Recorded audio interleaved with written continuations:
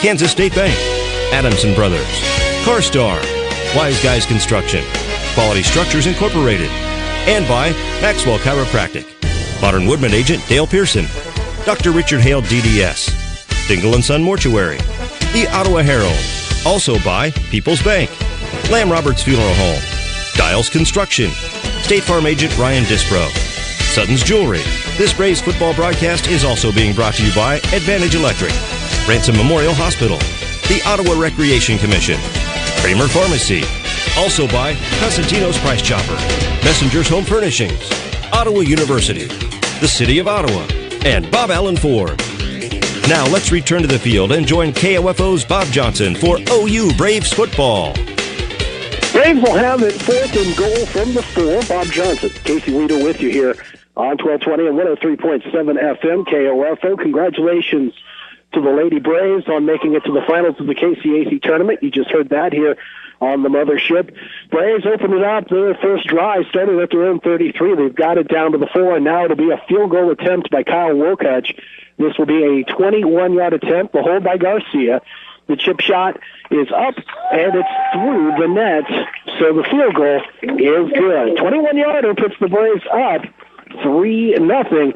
And, Casey, it was a really good drive, but again, what we've seen here all year long, the Braves get inside the 20 and stall out. Yeah, they did a good job of throwing some corner routes, to pick up big yardage, actually converted on a third and 16 to keep the drive alive, to get into deep into Coyote territory, but inside the 10-yard line has been a problem all season. Actually, Mauricio Uribe on the previous play had to play defensive back and knock the ball away on a fade route, so come away with some points, which has been a problem for Ottawa this season, is just turning anything into points. But Kansas Wesleyan is a team that's going to put up plenty of numbers today. Ottawa's going to have to score 28 to 30 points to have any chance. Well, this defense is going to have a better game than what it's had the last couple of weeks. Last 2 weeks, they've given up over 40 points a game against the two opponents. Braves also in the last 3 games have given the ball out like Halloween candy, as they've had 9 turnovers in the last 3 games, and that's not going to work either if you want to get a victory here on Senior Day. Kickoff is away by Rodriguez. It'll be taken at the 14 of Kansas Wesleyan. Up the hash marks he goes, across the 30. Stutter steps, moves sideways to his right to the 35. He'll be brought down near the 38. On the return for Kansas Wesleyan was, looked like Tyler Welch.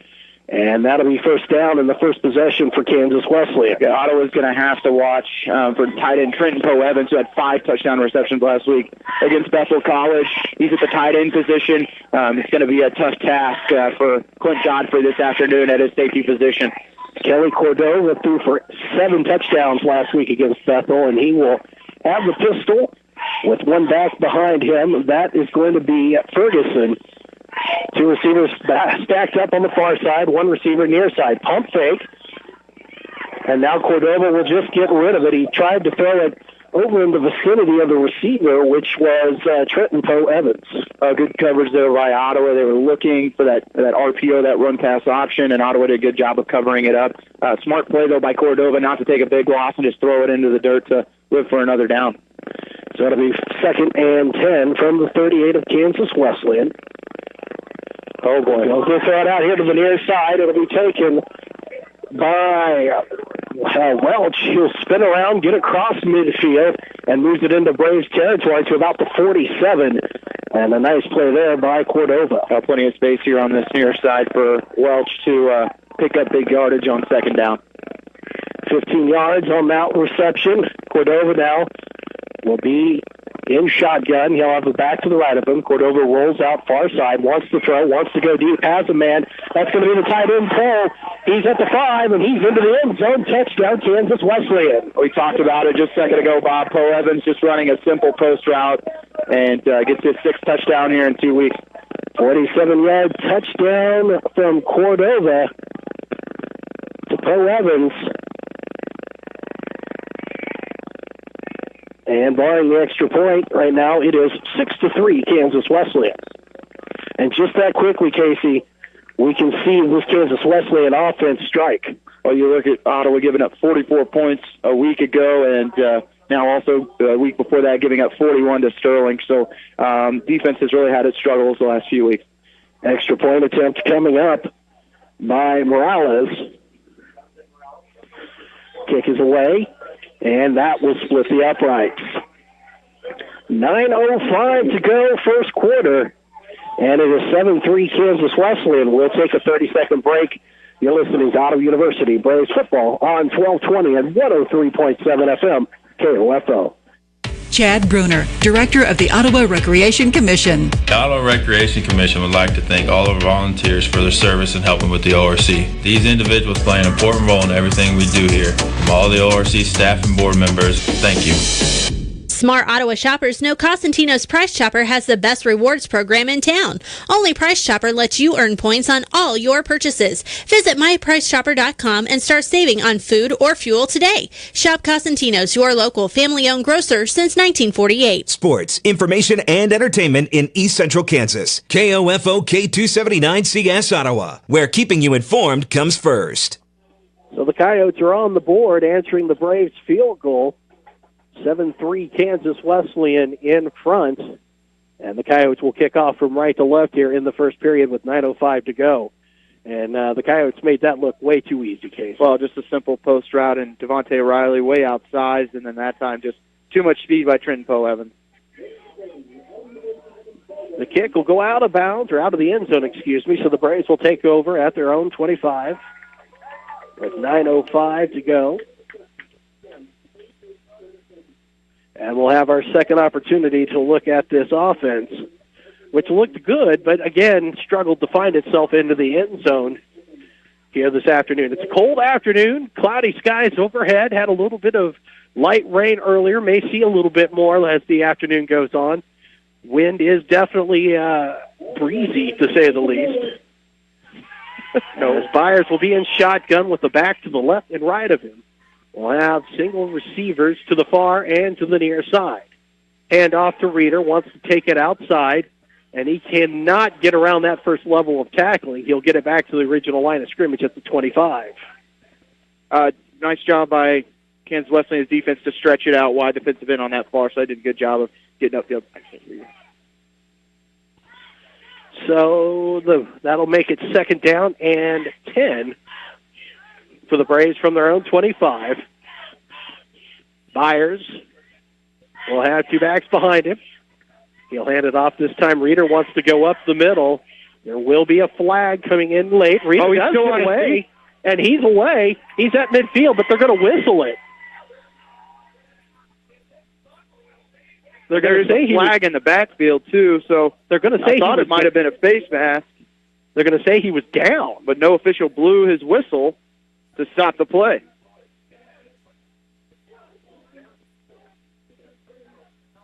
A blow to the head against Kansas Wesleyan, and the way being reacted was Creighton Webb. The referee blew it dead, but you had your umpire and your linesman on that far side, neither of which blew the whistle, and James Reeder was off to the races.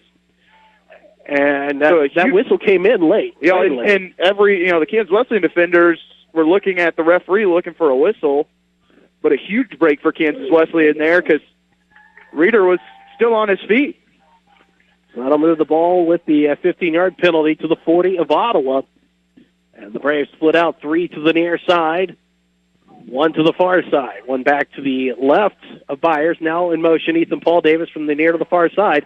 Byers will keep it himself. He's going to go nowhere. That's a loss of 5 back to the 35 as Kansas Wesleyan were not buying that one. Yeah, Christian McQueen in on the tackle that time. Byers unfortunately couldn't give it up to Ethan Paul Davis because Kansas Wesleyan had it red on the far side as well, so had to take the 3-yard loss. Not a lot of imagination from this Braves offense at times. They're not going to give it a loss of 5. It'll be a loss of 3 back to the 32. So it'll be second down, 13 for Ottawa, ball at the far hash. Byers quickly sends it to Reed on a slant from near to the middle part of the field. He'll get the yards lost back and get up to the 43. Reed on a simple slant route did a good job getting inside the defender, Brandon Napoleon, and picking up, making it a third and manageable. So 3rd and 7 for Ottawa from the 43. Ball will be at the near hash. Reed and Uribe to the near side. Single receiver, nope, 2 receivers to the far side. Byers shotgun. He has a back to the left of him. Byers dumps it off. That's going to be to first down yardage across midfield and into Kansas Wesleyan territory. That's taking it for Ottawa with Deshaun Jones. Yeah, Jones just on that swing route, the last option for Byers there. He went through his reads and got a good block on that far side by Uribe, forcing his defender inside, and the safety got caught up in the mix, and Jones had enough for the first down. Gain of 10, 1st and 10 from the 47 of Kansas Wesleyan. Byers wants to option it, and he will hang on to it as he will come around the end on the near side, move past the 45 to the 44, but a flag comes in. Yeah, it's going to be holding on Ottawa. Coming in on that play was Garrett Updegraff, and just a hold there by the center, Mitch Walters, and which penalties have been a problem for Ottawa offensively all season. That'll back him up 10 yards. Puts the ball back into Braves territory. That goes back to the 43 of Ottawa. So Byers now will have it 2nd and 20 from the Braves 43. 6:29 to play first quarter, 7-3 Kansas Wesleyan. Shotgun for Byers, 3 receivers far side. Byers rolls out to that far side, throws it, and it goes off the hands of Williamson, the intended receiver, at the 42 of Kansas Wesleyan. And that'll bring up, it'll bring up 2nd down as they replayed first down. Yeah, Byers just rolling out to his left, where he really is a pretty good thrower on the run. Williamson on a dig route across the middle of the field would have picked up close to 12 or 13 yards on that play, but just unable to hang on. So 2 receivers to the far and near side for the Braves. In the all-black uniforms, Byers in shotgun. He'll have Jones in the backfield. Byers in trouble, facing some pressure, rolls out far side. There's a flag coming in, and Byers will go out of bounds at the 48 of Ottawa, but this one will probably come back, and it may be a hold against Ottawa. Yeah, that hold's going to be on Blaine Saxon, Bob. Just unable to block Christian McQueen from that defensive end position and forced a hold on that play. That's going to be the 2nd hold on this drive for Ottawa. Ottawa having some issues up front right now dealing with this upperclassman full of defensive linemen for Kansas Wesleyan. It was a problem a year ago, and Ottawa right now struggling to deal with this defensive line. So that'll make it 3rd and 30 now from the 33 for Ottawa University. Or, 2nd and 30.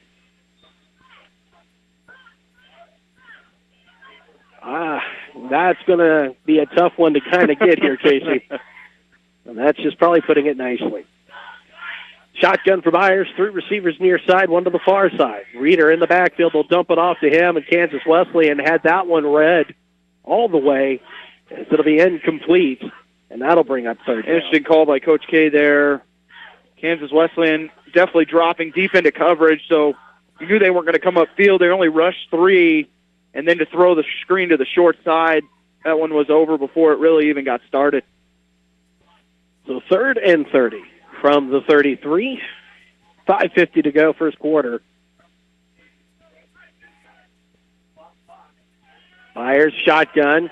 He's going to just take off with it, go right up the middle, and he'll be brought down as he goes across the 40 to about the 44. Trying to give your punter a little bit of room to kick this one away.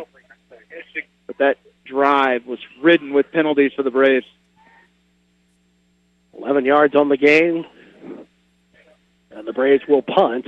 Kansas Wesleyan has a Coyote back at the 25. Rodriguez will be on to kick. Damp conditions. Got to make sure you have the ball secured. Good snap. Kick is away. And that's a good kick. It'll bounce at the 10 and die at about the 8. Rodriguez is down. This will be, I'm imagining, roughing the kicker on Kansas Wesleyan and may give the Braves some new life. Yeah, Rodriguez gets blown up. Kansas Wesleyan only rushed 2 defenders, and both defenders got to the punter.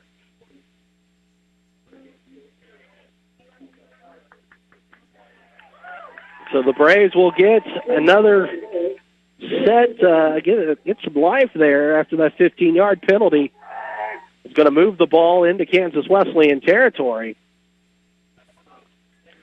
Mist is falling here at Peoples Bank Field. We'll see if Coach K tries to take a shot downfield. Always looking for that sudden change. We've seen it in the past, Bob. We'll see if he dials up a deep pass or some trickery here on first down. Well, the question is, can this offensive line... Well, they've already made some subs here. Coming in for the first time tonight is Justin Sykes, putting him in at left tackle. So Byers, pistol, will hand it off to Jones. Jones will go right up the middle. He'll get to the 36. That'll be a gain of 8. A gain of, let me see here, from the 41 there to a gain of 4, I'm sorry.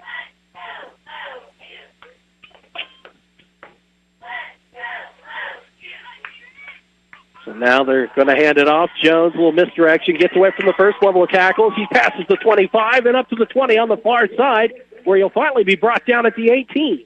Yeah, Jones, a little misdirection there by Ottawa, looking to run the dive to the left side, and then Jones coming after that, and Kansas Wesleyan defense followed the first running back. Gain of 18, 1st and 10 from the 18. Again, Jones will take it around the end far side. He pushes past the 15 and moves all the way up to the 12 of Kansas Wesleyan for a gain of 6. Ottawa, again, going back to the same play, really doing a good job of mixing up the running game. We saw Reeder for the first 2 drives, and then they get Jones in there for a few carries. I'd like to see Ethan Paul Davis try and get going here a little bit as well. So 3:50 left to play first quarter, 7-3 Kansas Wesleyan. The Braves driving. It'll be 2nd down and 4 from the 12. Byers will swing it out near side. Uribe gets away from the tackle into the end zone. Touchdown, Braves! And again, that run-pass option, Bob. Byers doing a good job reading the ends. Kansas Wesleyan brought a backside blitz, leaving Uribe wide open here on this near side. Had some good blocking from, looked like Connor Cox here on the near side and Dylan Wheeler to spring Uribe, and Ottawa responds after the Kansas Wesleyan touchdown. So the Braves with the lead, 9-7, extra point coming up.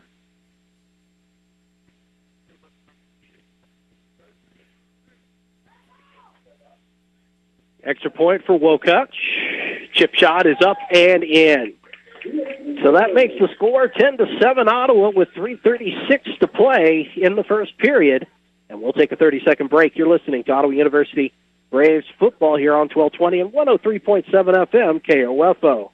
Kramer Pharmacy, downtown Ottawa, hopes you're enjoying this KOFO sports broadcast and wishes all the area teams good luck this season. Call Kramer Pharmacy today and ask about their convenient MedSync program that allows you to have all your prescriptions filled at the same time each month. Call 242-2055. The City of Ottawa proudly supports the student athletes at Ottawa University and wishes the Braves football team the best of luck this season. Find information about city events, bill paying, or current employment opportunities by visiting online at ottawaks.gov. So the Braves answer the Kansas Wesleyan touchdown with one of their own. They go 75 yards on that drive. And Casey, they took off almost 6 minutes on that drive, about 5.5, really. Yeah, the roughing the punter penalty really hurt the Coyotes. They had Ottawa in 3rd and 30, and then they roughed the punter, and it keeps Ottawa's drive alive, and then they're able to punch it in to take the 10-7 lead.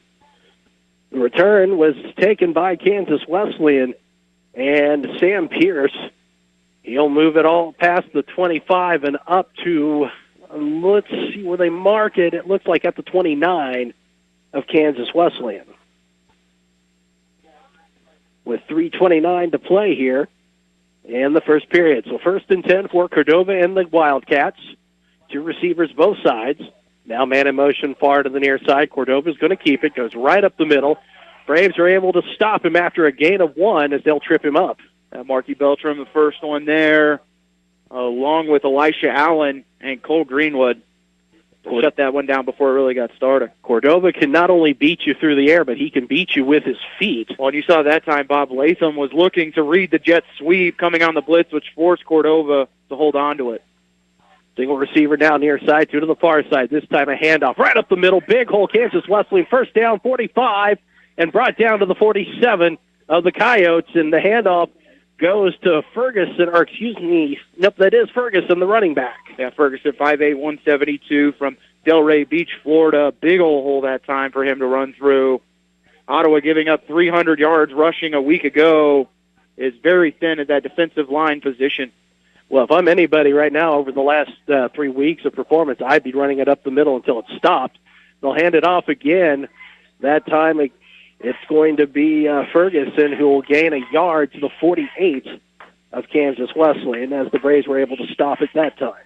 Yeah, Greenwood along with Beltram yet again. Ottawa has done a good job, Bob, on first down so far this afternoon, but has followed that up with a big play on second down. Kansas Wesleyan scored the touchdown and had a huge 30-yard gain on their first drive, and then were able to convert on the drive before. Man in motion jet sweep. Ottawa able to read that pretty well as the pitch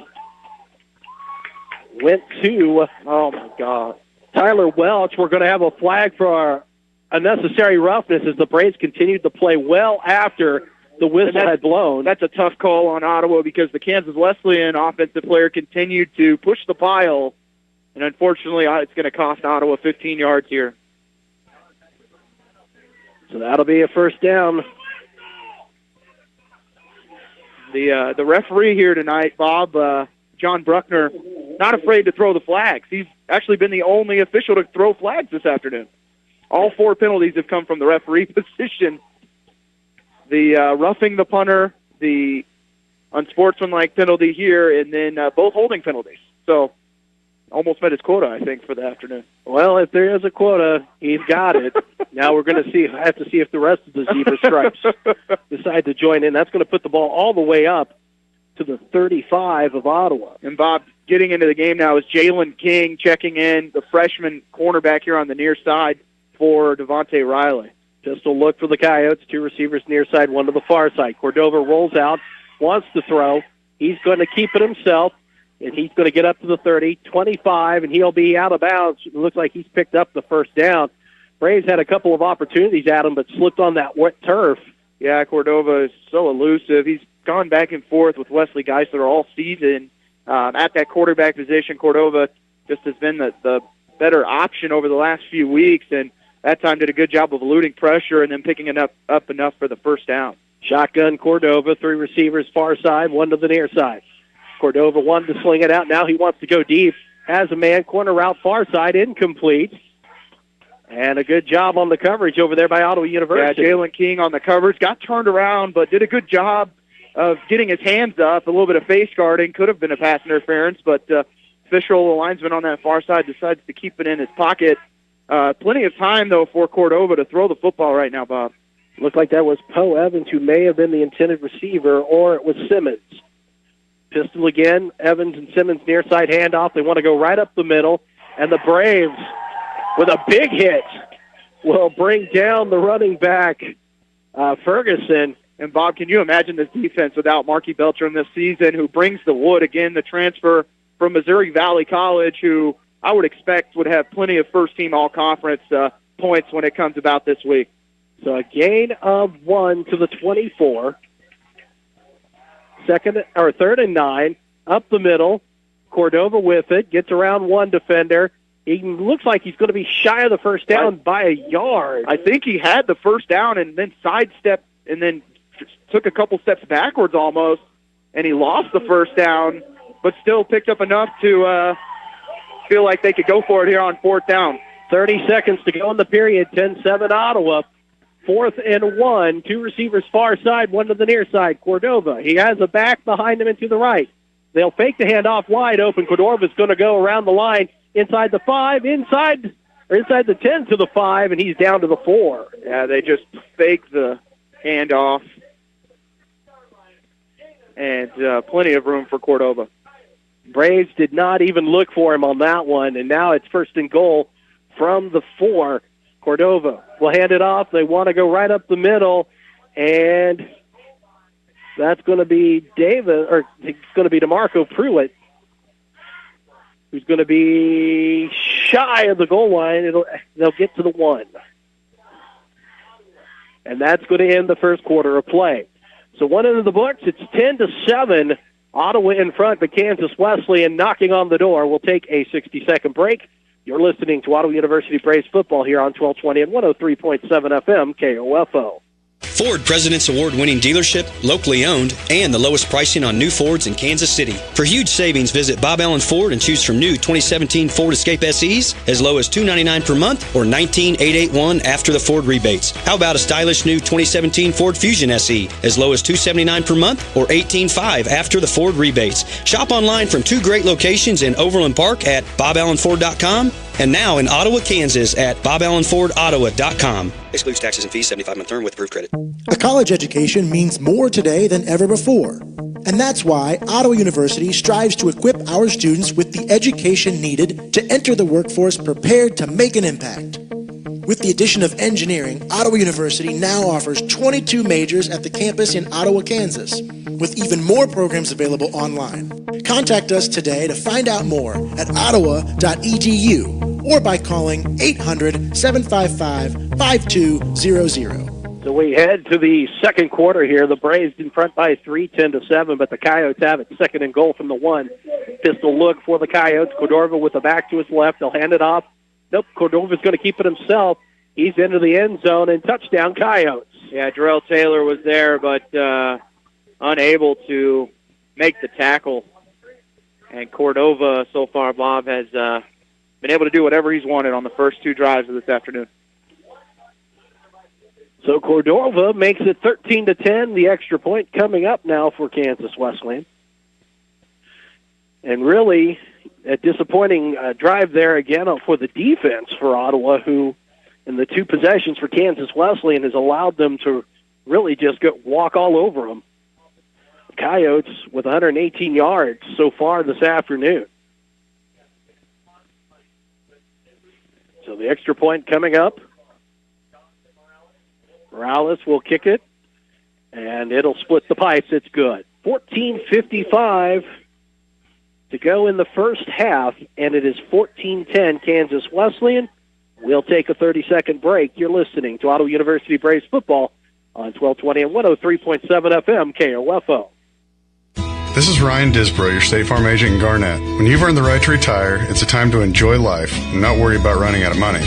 I'm a retirement income certified professional who can help you through the complexities of making your savings last through what could be a decades-long retirement. Call or stop by today to see what options I can provide to help give you peace of mind about your financial future, because in retirement, every day is a Saturday.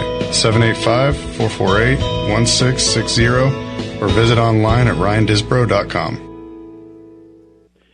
So Kansas Wesleyan goes 71 yards in just a little over about 3.5 minutes as they take the lead again, 14-10 on a 1-yard QB keeper by Cordova.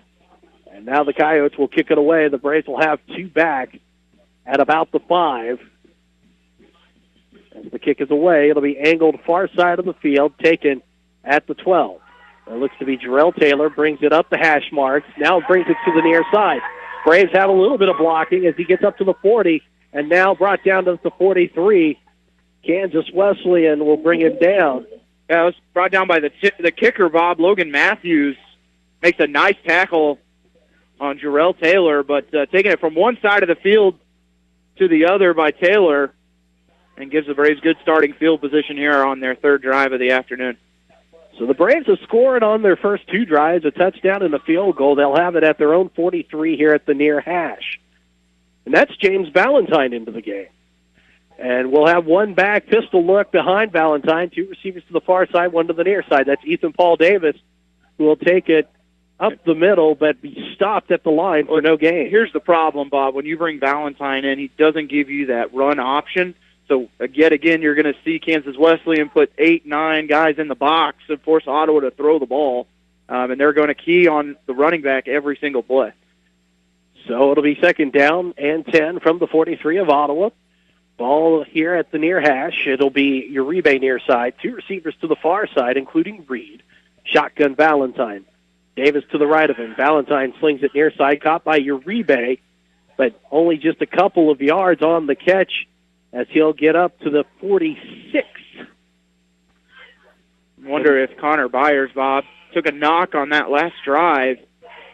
Seemed to be okay throughout the end of that drive, and not sure what Coach K is dialing up here. It'll be 3rd and 7. My wonder is if, since it's senior day, that he's giving some action to Valentine. But we'll keep an eye on that as we'll have two receivers far side, Uribe and Reed, one to the near side, Cox. Shotgun Valentine, Davis to his left. 3rd and 7. Valentine wants Uribe, but overshoots his receiver, who was double covered anyway. And it'll be 4th down, and the Braves will have to punt. So the first 3 and out of the day for Ottawa. And they'll look to try to pin the Coyotes back, but right now it really has not mattered this afternoon. Yet again, the defense is going to have to be the offense for the Braves here. They've got to find a way to turn over Kansas Wesleyan because you cannot go drive for drive back and forth scoring as the offense just hasn't been able to do it this season. Snap, the kick. Geisler will field it inside the 10, bring it up the near sideline. They're going to say no, he stepped out of bounds at the 15. That's quarterback Wesley Geisler, Bob, the 6'1", 207-pound junior from Leander, Texas. This Ottawa defense has had problems through the first couple drives, and Kelly Cordova has been able to do whatever he's wanted. So this will be from the 15, 13:24 to play. Kansas Wesleyan still has an outside shot for playoff hopes. Yeah, watching both the other two games that matter for Kansas Wesleyan this afternoon, that Tabor-Bethany matchup and Sterling McPherson. We'll try and keep you updated on that one, but Kansas Wesleyan still with an outside shot to tie for the conference title. Cordova shotgun, man in motion. Near to the far side, Cordova wants to sling it, has a man on a wheel route, far side 30. He'll step out of bounds, though, at about the 38, and they'll give him up. Well, actually, they'll say at the 40. Yeah, just a simple wheel route from the tailback position for Ferguson, and no one picked him up. First player there for the Braves was Jarrell Taylor, but that was 20 yards downfield. 25 yards on the gain. It'll make it 1st and 10 from the Coyotes, 40. It'll be 1st and 10 from the far hash mark at the 40 of the Coyotes. Pistol look, two receivers far side, one near side. Handoff. Up the middle go the Coyotes. And up gain of about 5-6, it looks like, as that's going to be Ferguson, the tailback. Yeah, Allen makes the tackle, but 7 yards downfield.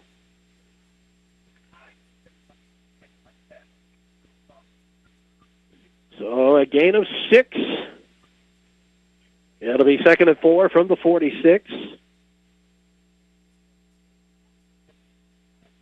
Cordova, pistol again. They'll hand it off right up the middle. First down yardage, and almost breaking it away up to the Braves 46 was Ferguson, the running back. Well, it's a tough decision here for Thomas Pearson. Do you try and commit more defenders to stop the run, knowing that you've got Poe Evans who can take it over the top on you at any point because of an issue matching up size-wise? Ottawa right now has got to find a way to get the safeties and corners involved in the run game. 1st and 10 from the Braves, 46. Cordova, shotgun. They'll swing it out here to the near side. It'll be caught. Bug move. Takes a shot across the 45 to the 44 is Ferguson. Yeah, Beltram there on the tackle for the Braves, along with Donathan Dawson, finding a way to make a tackle. 2nd and 8 from the 44 with 11:46. Ottawa, Bob, having some issues getting players on and off the field. Right now, I think they have 12 players. And now a timeout has to be called to get this situated. You would think at this point in time in the season, considering it's the last game, that things like this would not be an issue. But, Casey, this has kind of been the MO all year long. We've seen it all season, Bob, just lack of communication, not knowing when you're supposed to be on the field. With the way, these offenses are run today, you just cannot sub as much. In that case, on a run play, Kansas Wesleyan's going to get up to the line quickly. You have to change your formation, or you can't change personnel. But we've seen it time after time this season, just confusion and miscommunication all over the field. And you can look at Coach Kessinger and see he's not happy about that whatsoever. Well, Kansas Wesleyan, Bob, with over 159 yards already, 61 yards rushing, or 68 yards rushing, 91 yards passing. Ottawa with 131 total yards of offense. But what really stands out to me is the 8.8 yards per play for Kansas Wesleyan right now. Yeah, when you're pretty much giving them a second and short on just about every down. Well, it really opens up the playbook more than anything. Allows you to give you can play action like we saw with the wheel route, or you can take a shot downfield on second down knowing you're going to have a third and short every single time. Coyotes stacked 2-by-2, both sides of the field. Cordova, though, shotgun keeps it himself, goes right up the middle. First down, yardage 30, 25, 20, 15. He waves, bye-bye, touchdown, Coyotes. And there's a late flag coming in, but that's not going to matter. It's going to be after the play on the Coyotes. Yeah, Devontae O'Reilly actually did a pretty good job of selling that. He got blocked in the back, but it was very soft. Didn't think they were actually going to throw it. The receiver came in and kind of hit him on the shoulder, and he went flying. And the official here on the near side might have given Ottawa a break. But nevertheless, Casey, here again is one of the issues we've talked about. It's the middle part of the field. It opens up like the Red Sea. Well, Cordova actually looked to check out of that play. He saw the blitz coming from his near side. Oh, they wave it off. So, but Cordova, Bob, looked to have the pass play to the far side, but checked out of the play as Marcus Fenderson was coming on a blitz from the near side and decided just to take it himself because he knew that side of the field was wide open. And, he went right past Clint Godfrey, who took a poor angle on that tackle attempt. And Kansas Wesleyan offensively has been impressive. They've really figured it out the last couple of weeks. They put up 50-plus points on both Bethany and Bethel the last 2 weeks and are well on their way this afternoon. The extra point coming up for the Coyotes by Morales.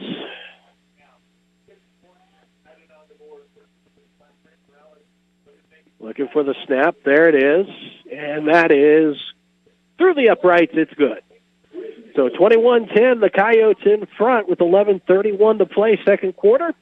We will take a 30-second break. You're listening to Ottawa University Braves football here on 1220 and 103.7 FM KOFO. The City of Ottawa proudly supports the student athletes at Ottawa University and wishes the Braves football team the best of luck this season. Find information about city events, bill paying, or current employment opportunities by visiting online at ottawaks.gov. Whether it's on the field as a player or tackling your yard as a weekend warrior, injuries happen.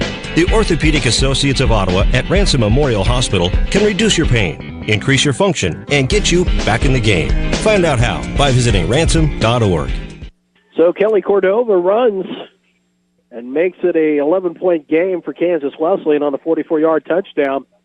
And Casey, one of the things that we've talked with Coach Thomas Pearson this year about is the defense doing its job, sometimes trying to overcompensate or do something more than it needs to, and that has been the theme all year long.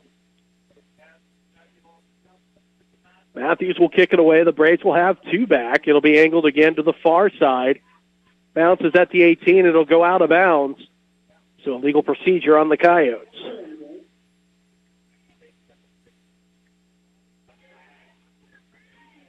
Well, with as potent as this offense is for Kansas Wesleyan, Casey, the Braves have to score on every possession, and you're going to have to make a stop at some point in time, but right now that looks almost impossible.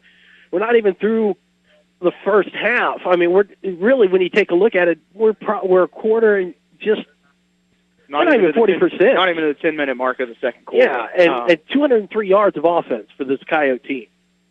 Yeah, defense. We talk about offense and defense having its moments throughout this season, but they can never seem to get on the same page. We've seen games where the defense has been able to keep the offense in the game, and in games where the offense has been able to score some points at times, but just unable to really put things together all season. Well, and as you pointed out, the yards per play, which is now almost 11 yards per play for the Coyotes. So before they even take the snap, they're picking up 11 yards. Right.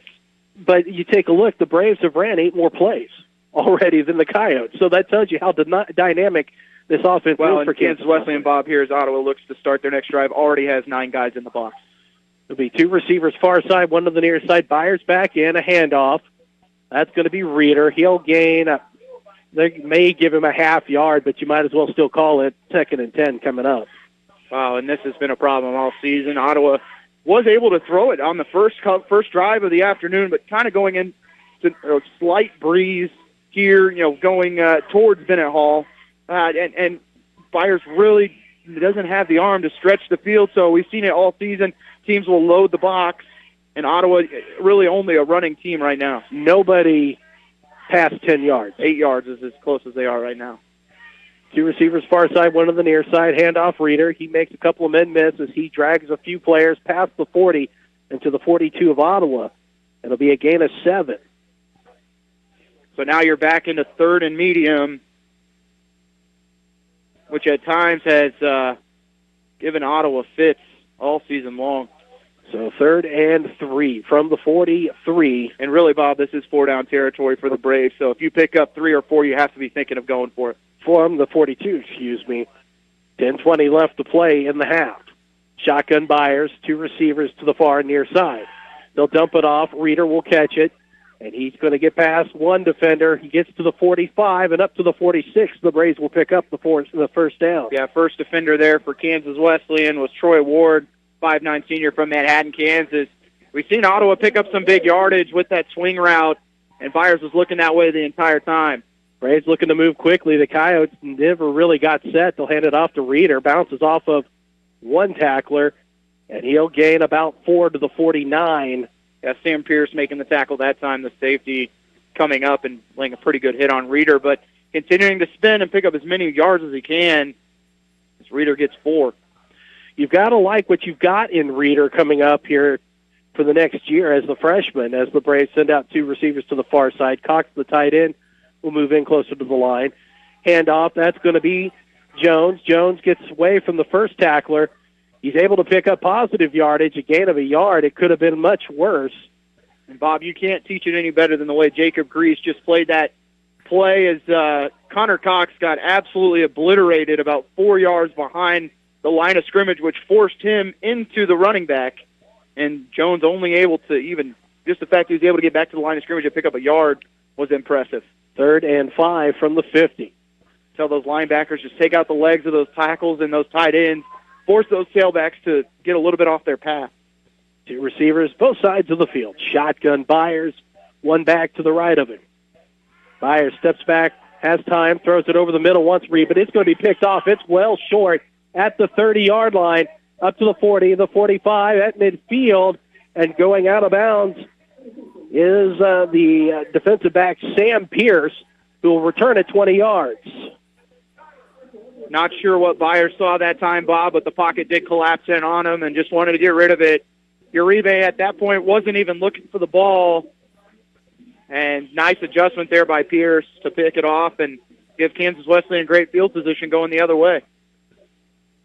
So the Coyotes will have it at the 49. And Mitch Walters, Bob, took a huge shot at the end of that play, and with your senior center coming off the field, really got his bell rung. And you know what? Coming off the field with your head in your hands like Byers is, that, as a quarterback, you've got to be a leader, and that is not leadership. Deflating for the rest of your offense as well. They're going to pitch it, as bringing it from the far to the near side on the jet sweep was Welch, the senior running back. He'll get into Braves territory to the 48, it looks like. Well, they kept them under their average play per or yards per play, so I feel pretty good after Kansas Wesleyan only picks up 2 yards after averaging 10.8 so far this afternoon. But again, back there to your quarterback in Byers, you've got to shake that off, and you can look at him right now sitting on the bench, and you can tell there is just no confidence. Pistol look for the Coyotes.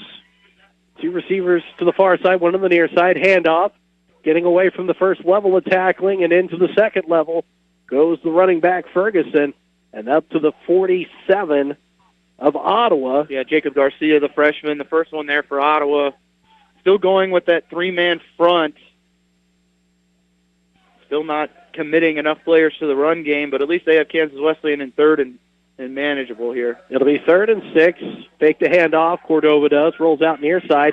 Now looks the other way. Has a man wide open, and it's dropped. The pass with not enough on it to the running back Ferguson, who was running a wheel route, and had he caught it, he was gone. He was, and Cordova just short-armed it, but not sure if that play was drawn up for Ferguson, but just creeped out of the backfield. Cordova was looking near side the whole way, then looked back to the left, and just underthrew it to Ferguson. And they're going to go for it, are the Coyotes. 4th and 6 from the 46. At least give the look that they're going to go for it here, Bob. Try and draw Ottawa offsides. If they pick up an offsides penalty, then you actually run a play. But I'd be surprised if the Coyotes actually run one here. Oh, they will. Cordova steps back, wants to fire, looks, has a man wide open at the 35. 3 Braves around him, and no one there to make a play on the ball, as that's Simmons making the catch at the 35. Simmons, a freshman from St. John's, Florida, making the simple hitch route, 15 yards downfield. But Ottawa's defenders already playing 8 yards off on 4th and 5, and just an easy stick route there for Simmons. Shotgun again for Cordova. 3 receivers to the far side, 1 here to the near side, Velez. He'll swing it out over to the far side, caught.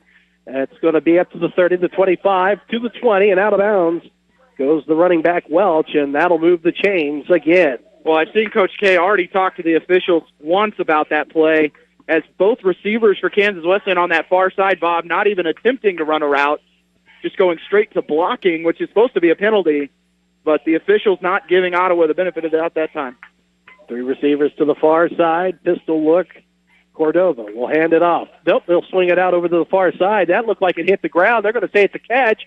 First down yardage into the past the 10 and up to the 5. Kansas Wesleyan back to the exact same play. If the officials are going to let the receivers block downfield before the pass is even thrown, continue to run it. And as you said, it looked like it might have touched the ground, but plenty of room there for the Kansas Wesleyan offense. 2 straight plays, a gain of 15, 1st and goal from the 5, 6:20 to go, first half. 21-10, Coyotes in front. Cordova will pitch a little shovel pass, tight end, into the end zone, touchdown Coyotes, Trenton Poe Evans. Simple shovel pass that time to Poe Evans.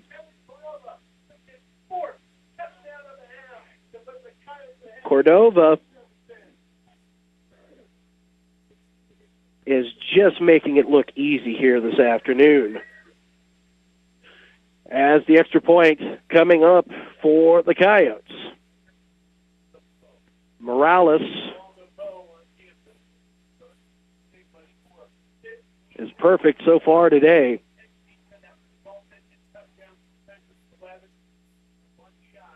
Good snap, kick is up, and it's good.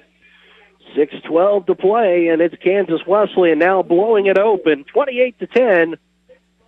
And we will take a 30-second timeout. You're listening to Ottawa University Braves football here on 1220 and 103.7 FM KOFO. A college education means more today than ever before. And that's why Ottawa University strives to equip our students with the education needed to enter the workforce prepared to make an impact. With the addition of engineering, Ottawa University now offers 22 majors at the campus in Ottawa, Kansas, with even more programs available online. Contact us today to find out more at ottawa.edu or by calling 800-755-5200. Cordova is, sorry, Casey, as we were coming back, didn't mean to cut you off there. Cordova, 10 of 13. He has 2 touchdowns, or that maybe 3 now passing and 1 rushing. Or no, I take that back. Yeah, 2 rushing. 2 rushing and 2 passing. And Cordova is your leading rusher with 76 yards on the day. Cordova well on his way to Player of the Week if he continues down the path he's at right now. Kick will be taken at the 10 by Ottawa. Brought here to the near side by Knowles, 25, and then he'll be met and brought down at the 27. And Coyotes right now with 6:05 to go here in the first half, just really making it look quite simple here this afternoon as the Braves, it just seems like it's taking everything that they have, not only offensively just to do anything, but defensively, there's no answers right now. Well, the offense has got to find a way to get something going as Valentine will check back in at quarterback. There's only so much James Reeder can do as he has been asked to basically be the offense all season long. Pistol look for Ottawa.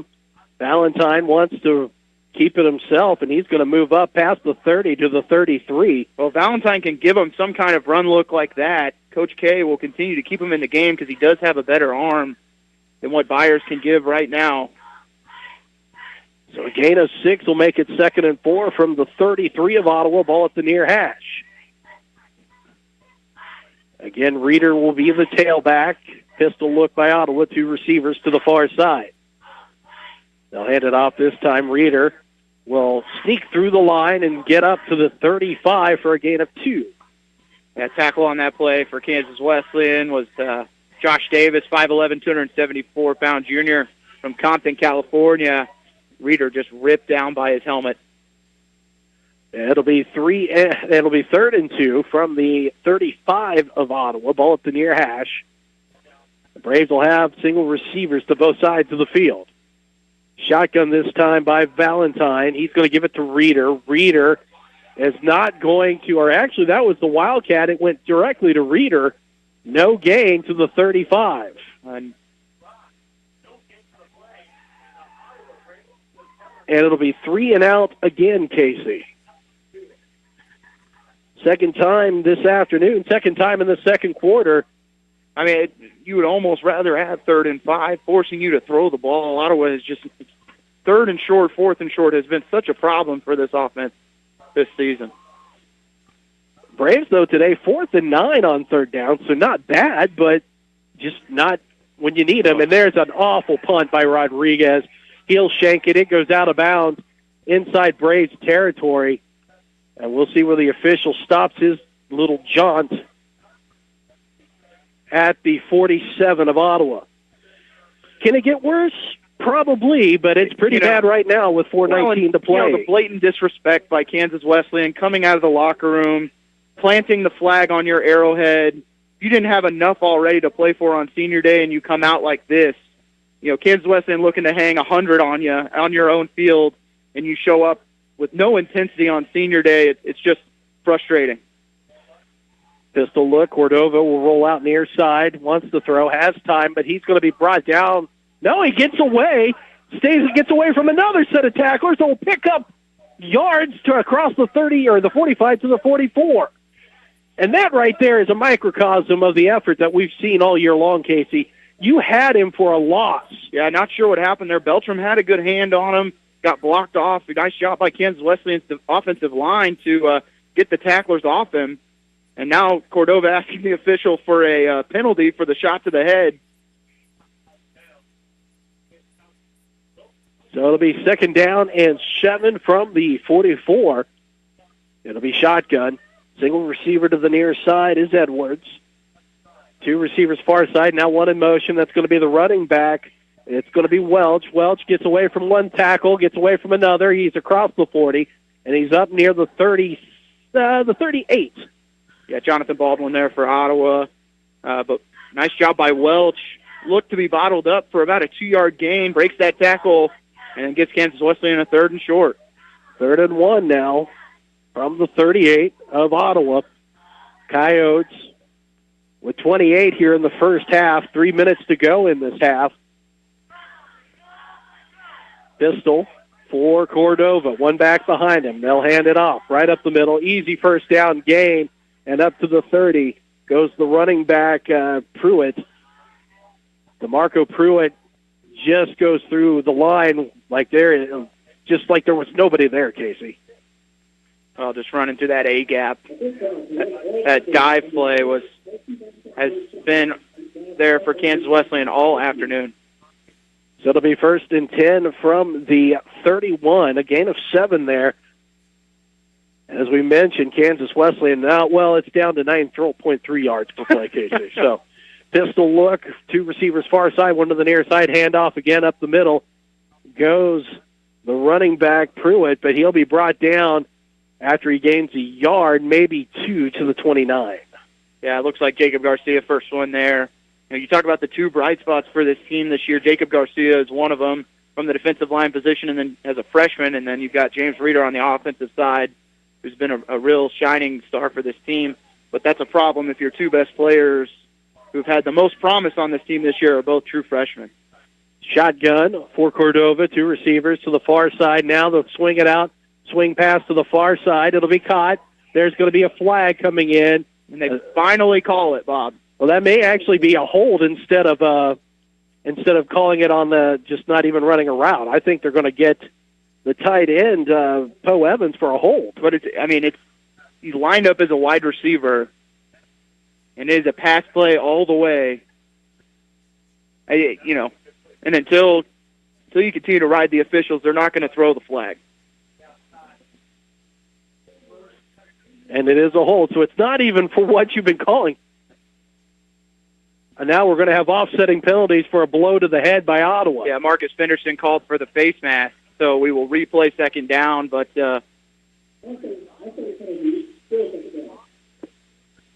So even when you get something to go your way, it still doesn't go your way. So we'll have the old school backyard redo and play the second down again here, as it'll be 2nd and 7 with 1:39 to go first half. Very fast-moving first half. 2 receivers to the near side, 1 to the far side for the Coyotes. Cordova, hard count, now looks over to the sidelines for the play with 10 on the play clock. He'll have 1 back to the left of him. That'll be Pruitt. And now fake the handoff. Cordova likes the matchup far side, throws it up in the air, and it's caught. Touchdown, Coyotes! And you could see it all the way.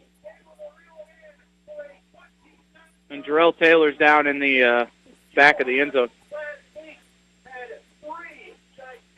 So Cordova gets a 5th touchdown here in the first half, and Taylor is writhing in pain in the end zone. Yeah, that touchdown caught by Johan Velez just went over the top of Taylor, who actually had good position that time and was looking for the ball, just couldn't make a play on it. So Cordova to Velez. 29-yard pass with 1:32 to go here in this first half.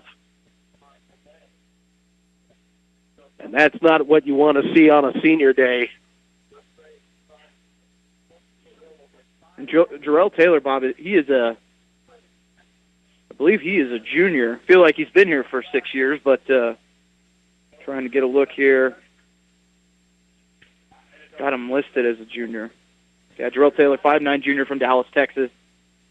The only thing you can think of, Bob, is a leg injury, knee or ankle. He went up over. But a great throw by Cordova to give his receiver an opportunity to make a play. Well, he is just looking at individual stats for this afternoon. He's now 12 of 15, 173 and 3 touchdowns. Through the air. He has 2 on the ground. But here's the thing. You saw that play develop right from the beginning, Casey. As Cordova, he had no other place he was going to go. He liked that matchup over there. And it's nothing that, Taylor's going directly to the locker room here in the way that it looks like he's holding it's an arm or a shoulder, and he's going straight to the locker room. That is not a good sign for a secondary that has already struggled.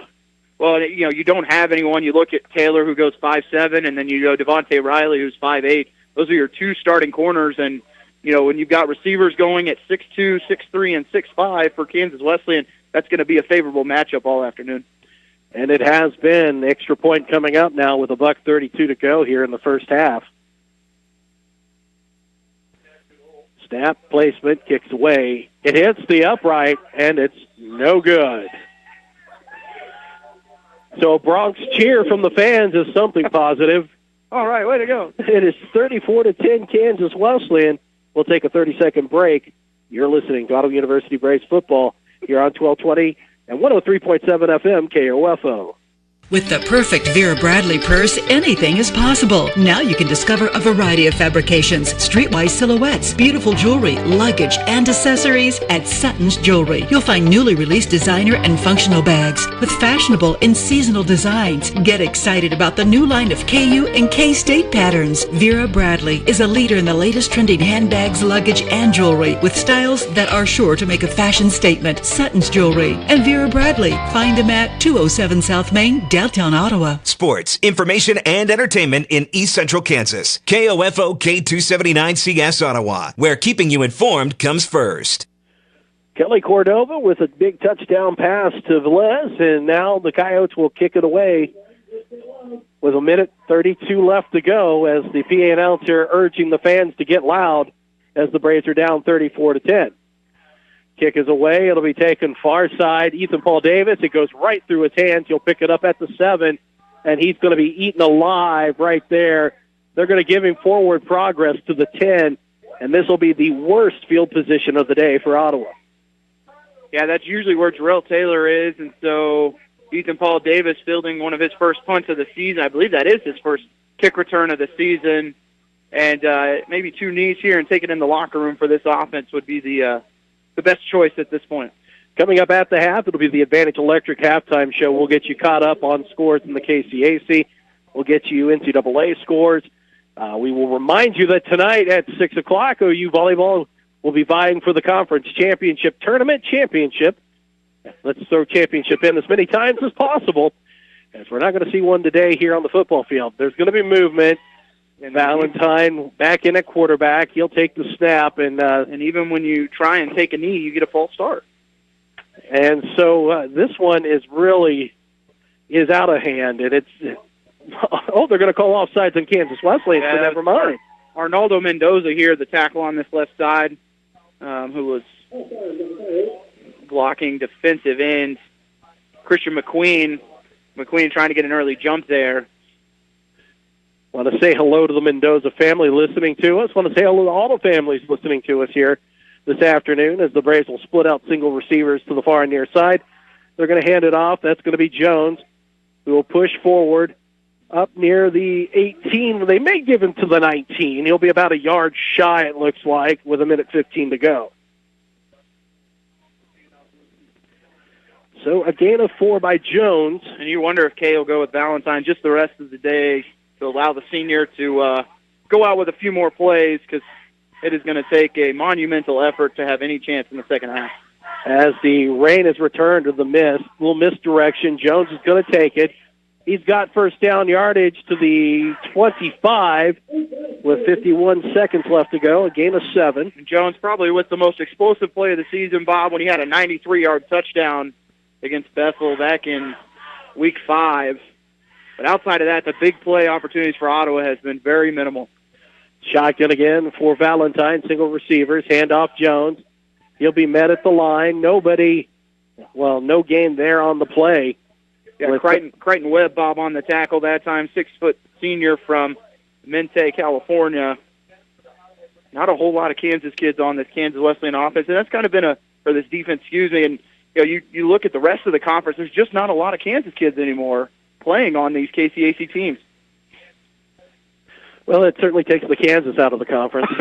10 seconds to go. The Braves will have one play here. Valentine with single receivers to both sides of the field. They'll just hand it off. Jones will bring it to the outside, a gain a yard. And that'll do it. And that will do it for the first half. And not a good first half if you're a Braves fan, as it is 34-10, Kansas Wesleyan in front. We will take a 2-minute break. When we come back, it'll be time for the Advantage Electric halftime show. We'll get you caught up on scores and all kinds of good stuff here. The Advantage Electric halftime show when we return, but first, a 2-minute break. You're listening to Ottawa University Braves football on 1220 and 103.7 FM, KOFO. You're listening to the Advantage Electric halftime show on KOFO. Everyone wants an Advantage, right? So when it comes to your electric needs, how do you get one? You hire Advantage Electric. Why? You get the advantage of credible and professional crews who can get the job done, whether it's large and industrial or small and residential. You get the advantage of their years of experience and working right here in your own community. And you get the advantage of knowing that Advantage Electric will be there for you should you have problems, questions, or even a new custom lighting idea. Get the advantage. Advantage Electric, 229 North Main. Call 418-1218. Anyone can call themselves a construction company, slap a sign on the side of their truck, and drive around town looking for work. Is that who you want to hire? No, you're smarter than that. Wise Guys Construction at 108 North Main in Ottawa has been in business for 13 years, building new residential homes, adding additions, and finishing basements, solving commercial structure needs for businesses, and repairing damage left behind from fire or water. When it comes to who you hire for residential and commercial construction needs, be wise. Call Wise Guys Construction at 785-229-5651. A college education means more today than ever before. And that's why Ottawa University strives to equip our students with the education needed to enter the workforce prepared to make an impact. With the addition of engineering, Ottawa University now offers 22 majors at the campus in Ottawa, Kansas, with even more programs available online. Contact us today to find out more at ottawa.edu or by calling 800-755-5200. Whether it's on the field as a player or tackling your yard as a weekend warrior, injuries happen. The Orthopedic Associates of Ottawa at Ransom Memorial Hospital can reduce your pain, increase your function, and get you back in the game. Find out how by visiting ransom.org. People's Bank in Ottawa is proud to support our area sports teams. From People's Bank Field at Ottawa University to our Bucks for Buckets promotion and more, we believe our local sports programs are an investment in our future. Best of luck to the Ottawa sports teams from all of us at People's Bank. Member FDIC. Welcome into the Advantage Electric Halftime Show here on 1220 and 103.7 FM KOFO. Light mist falling from the sky here at People's Bank Field, and footballs and touchdowns raining from the sky for Kansas Wesleyan as they're up 34-10 here at the half. And let's get you caught up on other scores inside the KCAC. A surprise score right now for football, and one that we didn't expect to see, but at the half, it is McPherson and Sterling tied at 21 apiece. And if Sterling and Tabor were to fall, Kansas Wesleyan would find themselves in the playoffs, Casey. Well, and you look at McPherson; they've been able to score all season. It's just a matter of them being able to stop anybody. And Sterling down to their third-string quarterback. They look like a first-string quarterback back when Ottawa played them a couple weeks ago. But Sterling having to hold on in that one, and we haven't got a score yet for Tabor or Bethany, but Kansas Wesleyan definitely still in the hunt if both those teams lose this afternoon. Bethel is in front of Friends 10-0. And let's see if we've got any other scores here to pass along for the KCAC. Southwestern in front of Kansas Wesleyan 14-6 as they go to the half. Okay, anything else? Baker out of conference right now, trying to make up after last week's loss, leading Evangel 23-6. But we do not have a score for Tabor Bethany. We're going to try to find that one as we can. And it is still 10-0 Bethel in front of Friends. So that's our KCAC scores. Let's take a look real quick. Top 25 games going on today. LSU in front of Arkansas, 7-0 in the second quarter. It is 7-0 Boston College over North Carolina State in the second quarter. Ohio State 28-0 putting the whooping on the Spartans of Michigan State in the second quarter. Penn State 14-6 over Rutgers. That's also in the second quarter. UCF, Central Florida, 28-10 in front of Connecticut. And Oklahoma State and Iowa State are tied at 14 in the second. Let's go Cyclones. And Georgia Tech in front of Virginia Tech. Battle of the Tech schools. And it's 7-3. Georgia Tech in front. I always like when they refer to it as the Ramblin' Wreck. That just made me put a smile on my face. So that's your top 25. Let's take a look at Big 12 scores here. We already talked about the Iowa State-Oklahoma State at 14 apiece. Texas Tech, reminding Baylor why they're 1-8. It's 21-7, Texas Tech in front. And the rest of the Big 12 action later this afternoon or evening. But let's go ahead and just chalk it up. Texas is going to beat KU. So unless God himself takes the field down in Texas. The game that kicks off at 7 o'clock this evening between TCU and Oklahoma. That's going to be a lot of fun. Yeah, that one will be a good one. Both teams at 8-1. So there's your updates on scores as far as the college goes. One high school game from last night and one local team still in the playoffs. And it was, unfortunately, Osage City becoming part of the short end of the stick as it had been for area teams. They lost to Sabetha 56-13. And we want to remind everybody, as Ottawa University defeated Kansas Wesleyan 3-1 before we took the air this afternoon, we will have the championship game of the postseason tournament at 6 o'clock tonight. Lucky Kid will have the call here on 1220 and 103.7 FM KOFO, and also on YouTube, or not on YouTube, but on the audio link, which does go through YouTube. So we will have online audio for that also. So that's your update on scores. We'll take a 2-minute break. You're listening to the Advantage Electric Halftime Show here on 1220 and 103.7 FM KOFO. You're listening to the Advantage Electric Halftime Show on KOFO. Everyone wants an Advantage, right? So when it comes to your electric needs, how do you get one? You hire Advantage Electric. Why? You get the advantage of credible and professional crews who can get the job done, whether it's large and industrial or small and residential. You get the advantage of their years of experience and working right here in your own community. And you get the advantage of knowing that Advantage Electric will be there for you should you have problems, questions, or even a new custom lighting idea. Get the advantage. Advantage Electric, 229 North Main. Call 418-1218. A college education means more today than ever before. And that's why Ottawa University strives to equip our students with the education needed to enter the workforce prepared to make an impact. With the addition of engineering, Ottawa University now offers 22 majors at the campus in Ottawa, Kansas, with even more programs available online.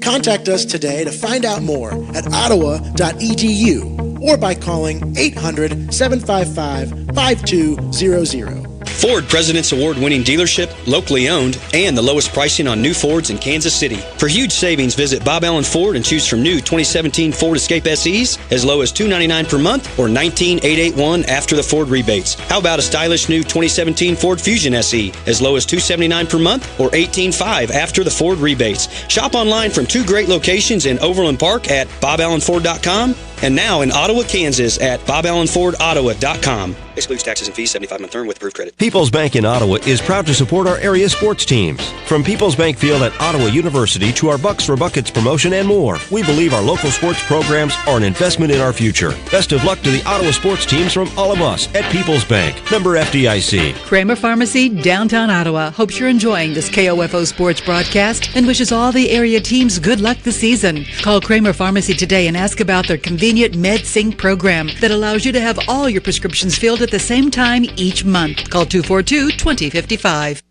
Back here at the half, and it is Kansas Wesleyan in front of Ottawa, 34-10. And People's Bank Field right now clearing out. Some of the fans looking for drier ground with a little bit of light mist, light rain falling here, which could make for an interesting second half when it comes to turnovers, as the Braves have had some trouble over the last few games with turnovers.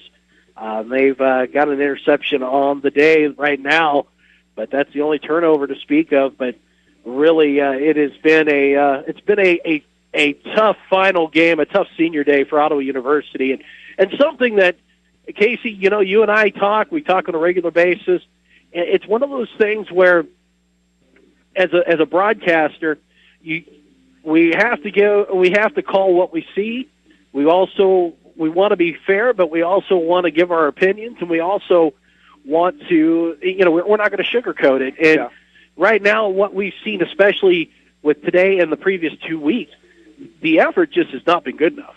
Well, I think our problem is that we were just treated to a stretch of seasons where Ottawa was at the top of the conference from 2008 to 2015. And so our standards are a little bit higher than what we're seeing on the field right now. And that's what's frustrating to what we're seeing, because we know that it's, I got a text from my dad during halftime who's out in the crowd and saying how the offenses have basically flipped from 2009, 2008. Kansas Wesleyan was a predominantly one-back set offense, would line up and pound the ball at you the entire game, have a running back that could run for 250 a game on you, and Ottawa was the one slinging it 50, 60 times a game. And now, with the personnel that Ottawa has, you just cannot line up and throw it 60 times anymore. Kansas Wesleyan, on the other hand, has a quarterback that has had 5 touchdowns in the first half, two on the ground, but the other 3 just slinging it all over the field. And they have the possibility and the ability with the personnel that they have to throw the ball 40 to 50 times a game if need be. So it's just interesting, the dynamic of where these two programs have gone over just like a 4 to 5 year span. Well, let's just talk about that in itself. There's just nobody dynamic on this offense for Ottawa University other than your running backs who can, once the ball's in their hands, that can make something happen. There's just not a receiver out there playing right now that is that way. Well, running the football works great if you're able to pick up first downs. But when you get in 3rd and 2 and you're running out of pistol or out of shotgun, it's just not going to get it done. You either need to learn how to run the ball from an I formation goal line set, and commit all 11 guys on that field to block for your tailback. You can't run read option. You can't run triple option. You can't even really run a halfback sweep from 7 yards behind the line of scrimmage. You have to really change your dynamic of how you run the ball, or tell yourself, you know what, we're going to throw it 3 times, and if we're not going to complete a pass, we're going to be on the sideline again. So, the identity for this offense has gone back and forth all season long, and when you don't have an identity, you don't know where your goals are and what you're trying to get accomplished from week to week. And just saying we're going to go out and beat the other team isn't enough. You need to have smaller goals of, this week we want to throw for 200 yards, we want to throw for 250. We want to, running the ball has not been a problem all season, but when you get in situations like this, when it's 28-10, you have to find a way to throw the football, and Ottawa just doesn't have the ability to do that. Well, and as you say that, the identity is missing, but one of the things that this team has wanted to do is try to, give different looks while trying to run some of the same plays.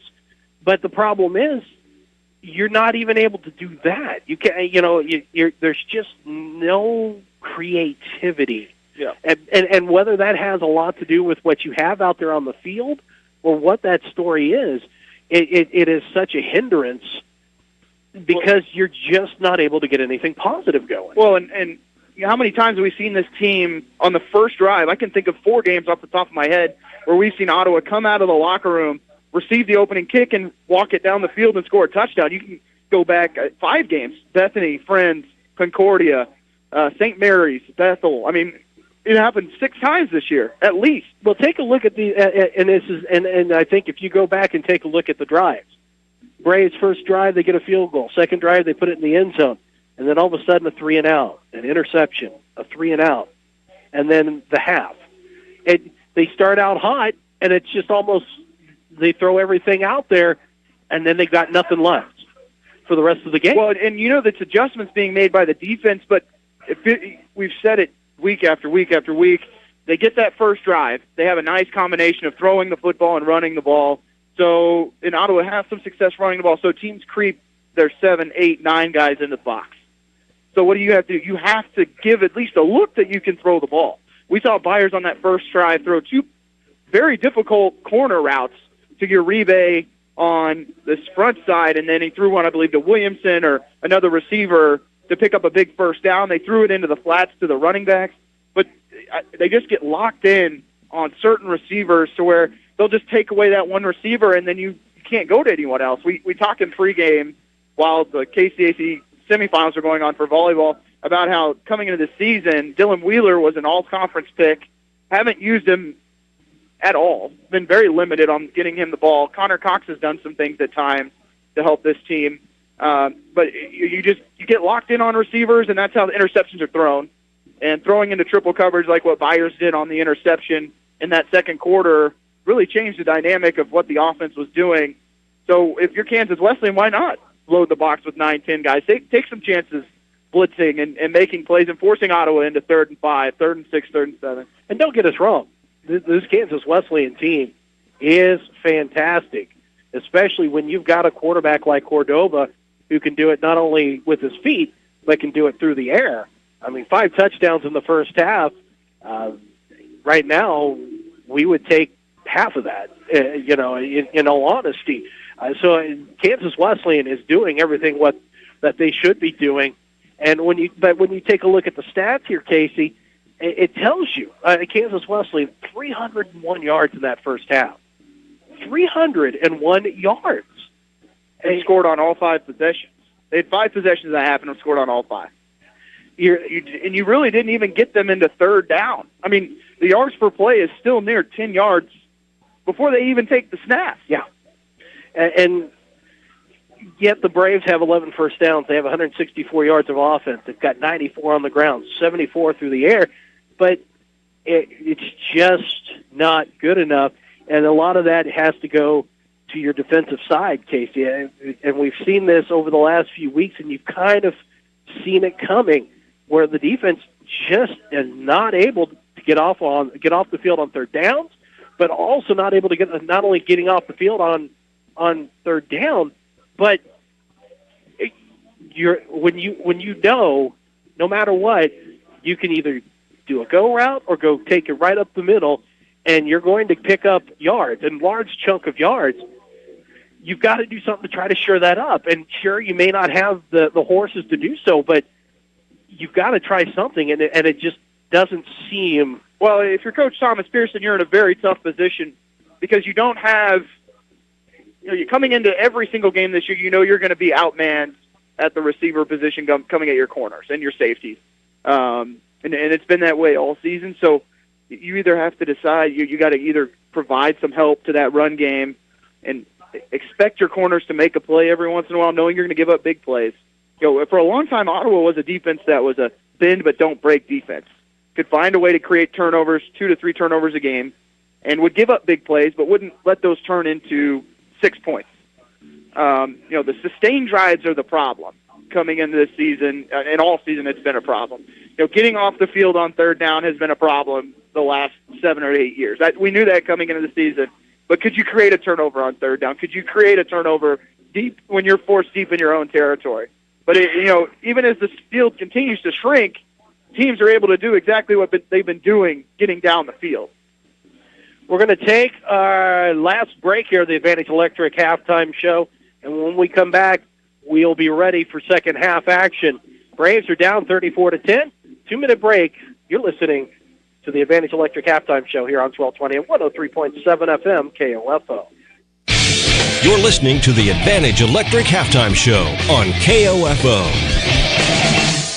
Everyone wants an Advantage, right? So when it comes to your electric needs, how do you get one? You hire Advantage Electric. Why? You get the advantage of credible and professional crews who can get the job done, whether it's large and industrial or small and residential. You get the advantage of their years of experience and working right here in your own community. And you get the advantage of knowing that Advantage Electric will be there for you should you have problems, questions, or even a new custom lighting idea. Get the advantage. Advantage Electric, 229 North Main. Call 418-1218. A college education means more today than ever before. And that's why Ottawa University strives to equip our students with the education needed to enter the workforce prepared to make an impact. With the addition of engineering, Ottawa University now offers 22 majors at the campus in Ottawa, Kansas, with even more programs available online. Contact us today to find out more at ottawa.edu or by calling 800-755-5200. The Ottawa Shopper has a new look with new features. Never miss your favorite TV show with the TV Guides. Find area church times and the popular Kids Talk About God column on the church pages, and get useful employment tips from our weekly Q&A advice column.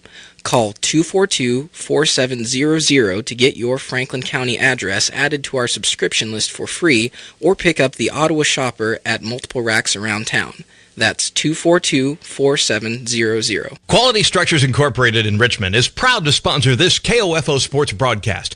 They know that experience matters on the field and when it comes to your building needs. Visit qualitystructures.com and put their years of experience in constructing post-frame buildings to work for you. Hale Family Dentistry is now serving the dental needs of Garnett with a new office open Tuesdays and Thursdays on 59 Highway in front of the hospital. Trust your smile to the very best. Dr. Richard Hale at 785-242-1800. or richardthale.dds.com. Back here as we get ready for the second half. Mist still falling here at People's Bank Field, and the Braves have a lot of work to do. Down by 4 scores, 34-10.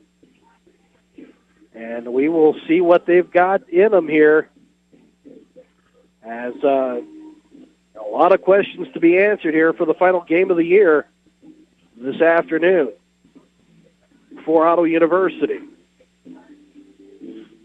Still trying to find an update on the Tabor game, because if the score holds out with Sterling and McPherson, or McPherson pulls that upset and Tabor loses, Kansas Wesleyan, and Casey, correct me if I'm wrong, that would make Kansas Wesleyan the conference champions, wouldn't it? They would split it, so it'd be they would need Tabor to lose as well. If both Tabor and Sterling lose, and it's a 3-way tie for first place. And good news for everybody listening, Kansas Wesleyan will get the ball to start the second half.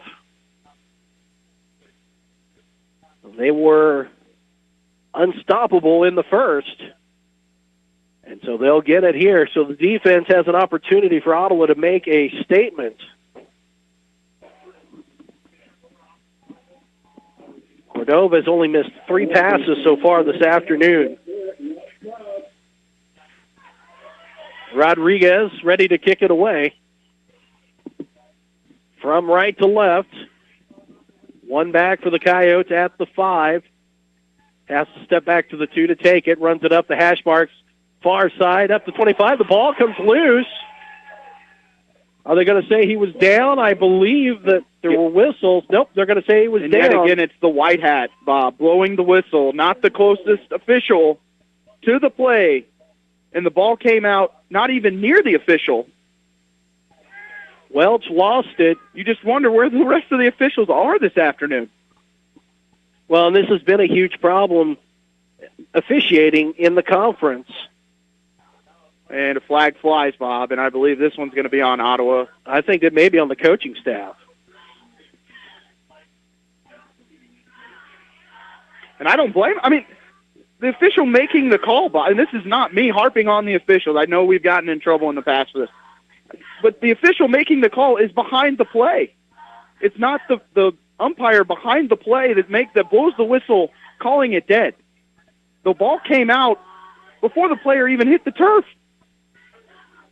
And again, I'm talking with Coach Kessinger, in between weeks. There is stuff that he has submitted to the office, as Cordova now will fake the jet sweep, rolls out near side, throws it over the middle, has his man wide open, the tight end, Poe Evans. He's at the 30 of Ottawa and brought down at the 26.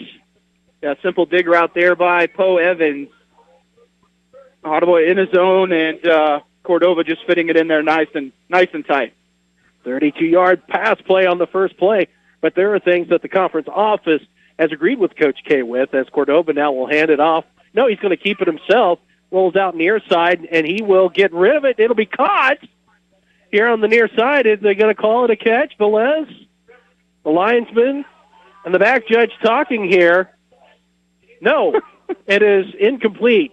And got to give credit to Josiah Wilson, who was applying the pressure that time for Ottawa, following Cordova all the way down the line of scrimmage, forcing Cordova to throw that one a little earlier than he wanted. Just underway here, third quarter, 34-10. Coyotes already at the Braves 26. Shotgun, Cordova, swing pass out to the far side. It'll be caught. That's going to be the tailback for Pruitt. And he will move across the 20 and forced out of bounds at the 17 of Ottawa for a gain of 9. That play has been there all afternoon for Kansas Wesleyan. Good blocking on the edge that time by the receivers. So 2 receivers far side, 1 to the near side. Here on the near side is Velez. Cordova, pistol. Handoff up the middle. Across the 10. And down at the 9 goes Ferguson. Rodney Latham on the tackle that time for the Braves. They'll say he's down at the 10 after a gain of 7. A lot of double numbers on this roster here. A lot of players on the team. Yes, very true. I mean, that's... So Velez, along with the second receiver here to the near side, that's Pruitt. 1 receiver to the far side, pistol again. Cordova will hand it off. And being strung out to the far side, and a great job of pursuit after the handoff to Ferguson to force a loss of a yard, maybe 2. Yeah, Fenderson does a good job, but at the same time, you had 3 missed tackles before the actual tackle was made, as a stiff arm just thrown by Ferguson on 2 Ottawa defenders, manages to get back to the original line of scrimmage. Fenderson finally making the tackle for Ottawa. So it'll be second down and goal from the 13 of Ottawa. 13 minutes to play, third quarter. 2 receivers near side, 1 to the far side. Cordova will do a shovel pass again. That's going to be to the tight end. And getting up near the 5 is Poe Evans. And they're going to mark him at the 6 for a gain of 7. And Ottawa here on third and goal has an opportunity to force a field goal attempt, Bob, after they have scored on all 5 possessions up to this point. Small victory here if Ottawa can get off the field here on third down. So 2 receivers to the far side, Pruitt and Simmons. One here to the near side. Shotgun Cordova. He'll have a back to his right, which is going to be Ferguson. Snap. Cordova, plenty of time, surveys the field, throws it. Caught. Touchdown. There's a flag, but that's going to probably be pass interference, and Poe Evans will get the TD.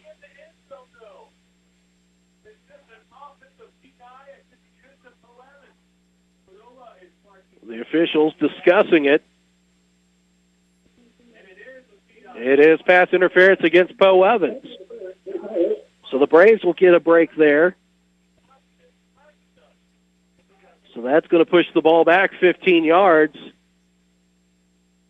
So Cordova had the opportunity, Bob, to scan the field 2 or 3 times. Just no pressure by the Ottawa defense. So back to the 23. So 3rd and goal from the 23 for the Coyotes. We'll split out a receiver here to the near side. That'll be Simmons, the tight end. Poe Evans here on the near side against the line. 2 receivers far side. Shotgun, Cordova. Cordova looks, has plenty of time, throws it. It'll be incomplete as it goes over the head of Poe Evans. It'll bring up 4th down. Cordova down to a knee, Bob. He got a shot from Cole Greenwood on that play, and he is struggling. And he is...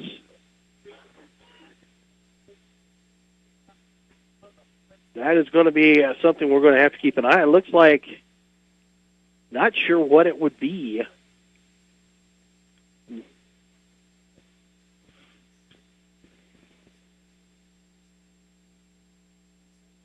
With 12:08 to go, though. It is going to be a difficult field goal here for the freshman, Jonathan Morales, kicking with a little bit of a miss, and seen a couple of his extra points. His last extra point actually hit one of the goalposts.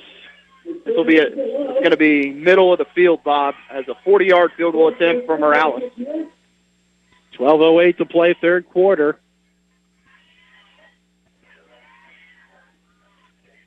Kepler with the hold. The kick is up, and it is no trouble for Morales. It is good, and Kansas Wesleyan scores again.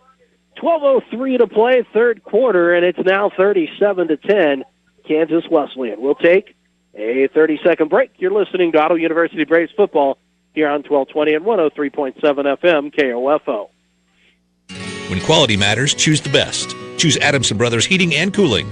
Call today and make sure your heating and cooling system is ready for the season at 785-242-9273. Adamson Brothers Heating and Cooling, maintaining your comfort for over 30 years. Since 1944, families of Franklin County have called Dingle & Son Mortuary and Crematory in their time of need. Why? Because of the peace of mind received knowing that Dingle & Son will take charge and exceed expectations. Visit dinglemortuary.com. 2 back for Ottawa. It'll be Ethan Paul Davis to the far side. And it may be Xavier Nero, trying to see the number on the jersey at about the 7. It looks like it is him for Ottawa. Ethan Paul Davis tried to field the last kick return for Ottawa and fumbled it and then was taken down at the 10. So Nero will take it at about the 6. And he'll want to bounce it outside. He can't even bounce it outside before he's touched. He gets away from one tackle. He's up to the 15. We have a flag come in afterwards. And guess who? The white hat. It'll be at the 16 where the Braves will start, barring what the flag is for. They're going to have to get some ice on John Bruckner's shoulder after this game, Bob, for the amount of flags he has thrown.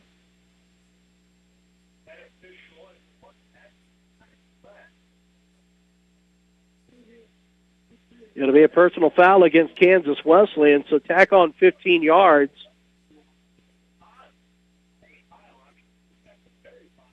And that'll put the ball at the 32 for Ottawa after the personal foul.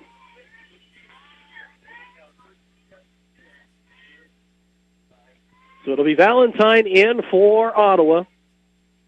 And I wonder if we've seen the end of Byers for today. After that interception, we have not seen him back onto the field. It'll be Pistol for Ottawa, 2 receivers near side, 1 to the far side. 1 tailback, that's Reeder. They'll hand it off to Reeder, takes it up the middle, and he'll pick up a couple It looks like they'll give him 3 to the 35.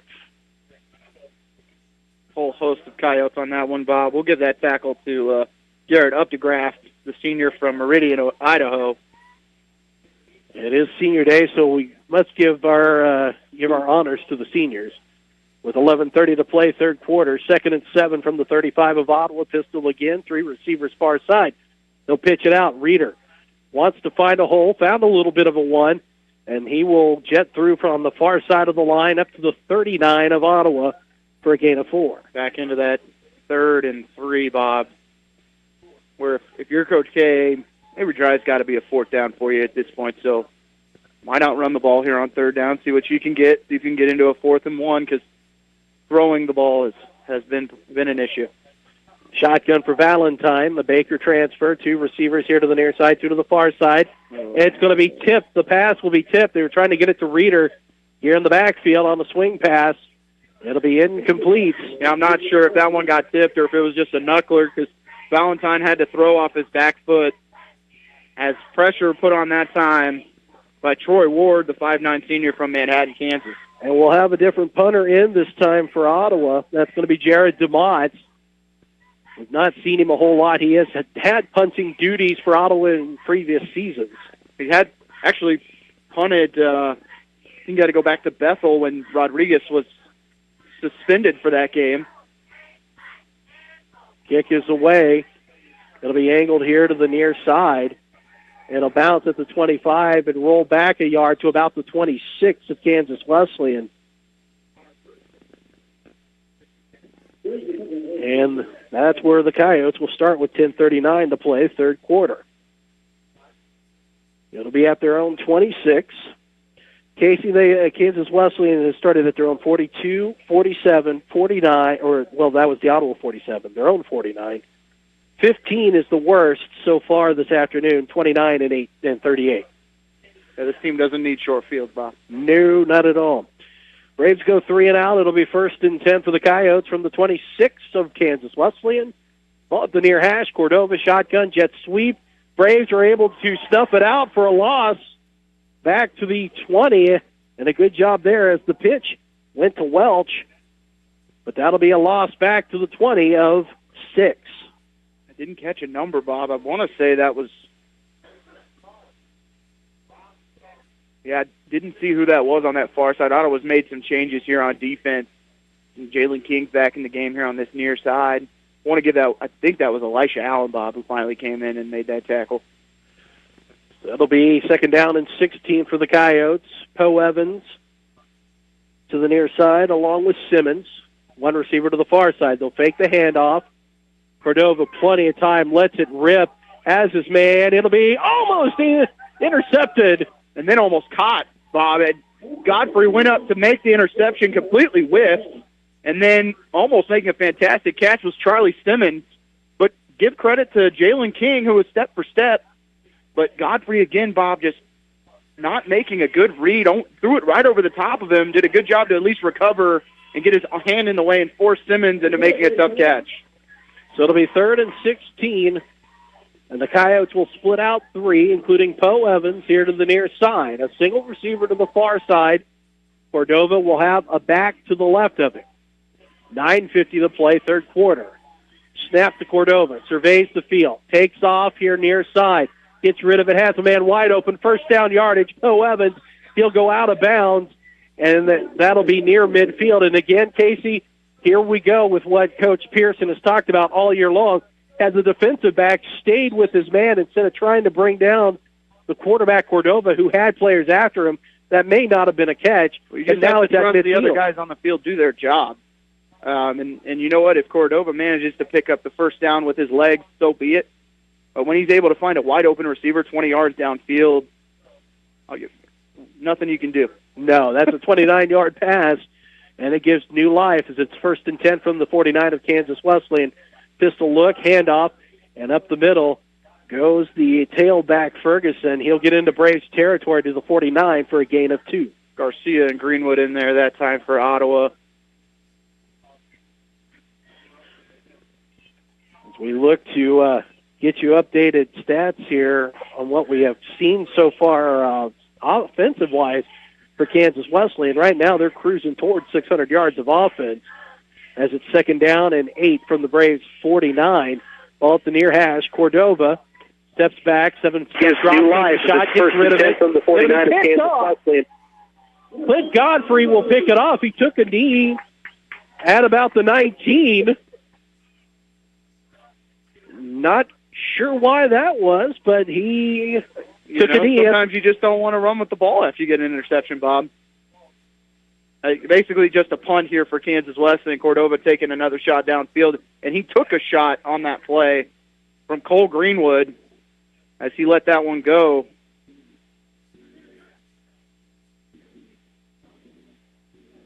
So it'll be 1st and 10 from the 19 of Ottawa. Valentine back into the game. He'll have a back to his left. 3 receivers near side. Valentine will send it out to Williamson. He'll move up near the 25 and a gain of 6 on 1st down. Williamson trying to get back into that wide receiver position has really had to play running back all year, and really excited to see him this season after he had a pretty explosive freshman year, but has really been forced into playing that tailback position and is just now really trying to get the flow of playing receiver again.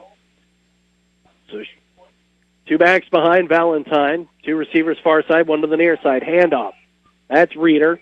Stiff arm, gets a man, makes a man miss, and he's knocked down at the 35. He'll have 1st down yardage to the 36. Yeah, Garrett Updegraff making Reeder pay.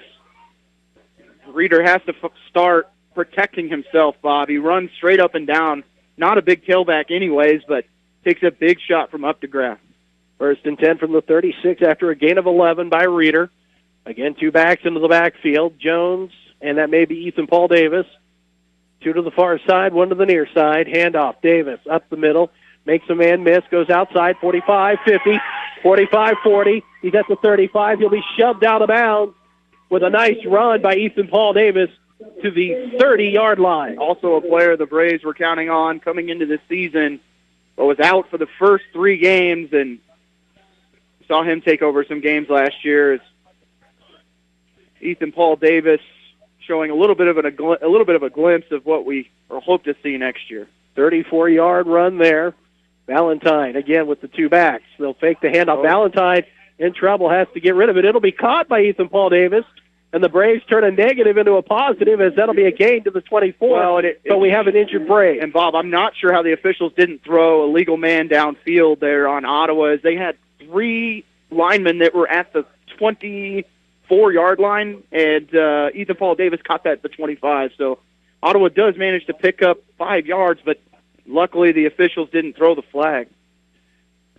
It'll be 2nd down and 5 when we get back to action, and that looks like it may be Connor Cox, who has been hobbled over the last couple of weeks. Well, he just kind of got caught in the wash that time. I'm sure he wasn't expecting Ethan Paul Davis to catch the ball right in front of him as everyone was run blocking on that play. And you can see head coach for Kansas Wesleyan, Matt Drinkle, talking to the officials about that exact thing, how they don't throw a flag for a legal man downfield, but nice job of improvising by James Valentine. So it'll be 2nd down and 5 as the mist is picking up in intensity. Stacked receivers, 2 to the near side. 1 back behind Valentine is Reeder. A little flea flicker. You give it to Uribe. Uribe on the end around. Instead of a flea flicker, will take it. Pick up positive yardage when he should have been dead to rights for a loss as he gets across the 25. Well, that play, Bob, was supposed to go back to Valentine on the pass, it looked like. And nice job by Uribe just to pick up what he could. He picked up 3. It'll be 3rd and 2 for Ottawa. And really at this point, you might as well throw everything out there, Casey, because you've got nothing more to play for, down by 27. 6:18 to play, 3rd quarter. Valentine shotgun, Reeder to the right. 2 receivers to the far and to the near side. Valentine back, looks to throw over the middle. It's almost picked off, and Cox had an opportunity at it too. And back there was it was Warren Singletary, the linebacker. Well, Jake Jones, Bob, ended up in the lap of James Valentine as coming on the blitz that time for Kansas Wesleyan was Jacob Greasy, and yikes. So the Braves catch a break there. They're going to go for it here at 4th and 2. you really have no choice. And so it will be Latre and Uribe here to the near side. One back behind Valentine. It's Reeder. They're going to run the option. Reeder had the option go behind him. He's able to get it. He's to the 15. He's to the 10. Gets around the man into the end zone. Touchdown, Braves! 22-yard run on the option. Yeah, James Reeder dead to his right, Bob, at about 5 yards behind the line of scrimmage, breaks one tackle, and then fights his way to the end zone for 6. Had a hard time getting that pitch on the option, but he was able to get it and focus, and it makes it 37-16. The first points the Braves have scored since the first quarter, and Wolcott is on for the extra point. Braves gave up 27 in that second quarter, Casey. Wolcott, bad snap. He's able to get the kick away, though, and it's good. So 5:54 to play in the third quarter, and it's 37-17 Kansas Wesleyan. We'll take a 30-second break. You're listening to Ottawa University Braves football on 1220 and 103.7 FM KOFO. Every time I get a check, it means a trip to the bank. Well, not anymore. With a new mobile deposit feature on my banking app, you just snap a picture of the check, tap a screen, and you're done. I call it Easy Chair Banking. Kansas State Bank. A better way to bank with community people you know. Member FDIC. Equal housing lender. So the Braves get their first points since 3:36 to play in the first quarter on a 22-yard option run by James Reeder. It is 37-17 Kansas Wesleyan, but a bright spot there for this Braves offense. Well, Reeder has been the shining star for this team this year and is definitely the MVP offensively. And yet again, tough running by the freshman who just takes hit after hit, finds a way to get back up. Coyotes will take it at the 7, up the middle. Goes the returner up to the 35, spin move, and brought down across the 40 to the 41 goes Welch, the senior running back. Great field position again for the Coyotes with 5:45 to play in this third period.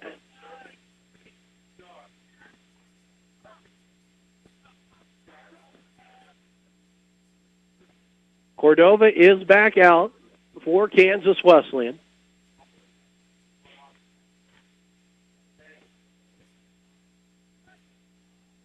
He'll have a back to his right, 2 receivers stacked up to the far side, now 1 in motion.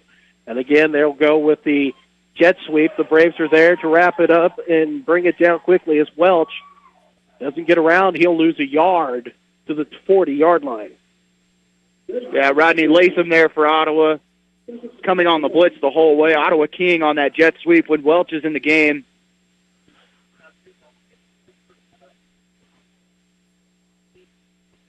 So it'll be 2nd and 11. And this defense playing with a little more intensity here in the second half, Casey.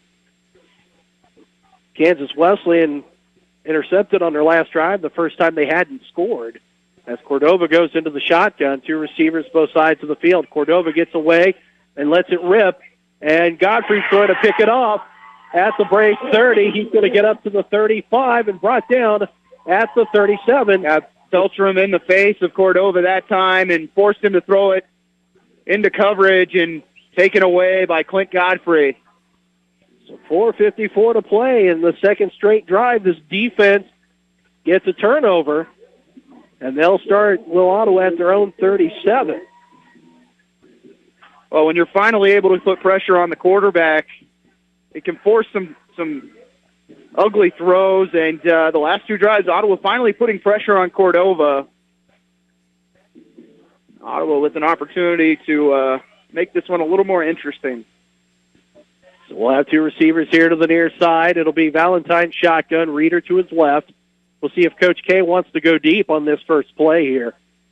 1st and 10 from the 37 of Ottawa, ball at the far hash, low snap, and Valentine really has no other choice but to take a loss back to the 30 Not 2-yard line. Nothing more deflating than getting an interception in the first play you come out and it's a low snap and you have to fall on it. So now you put yourself into 2nd and 15. Very disappointing there. With a loss back to the 32. 2nd and 15 coming up for Ottawa. Now you have no choice but to be throwing it here.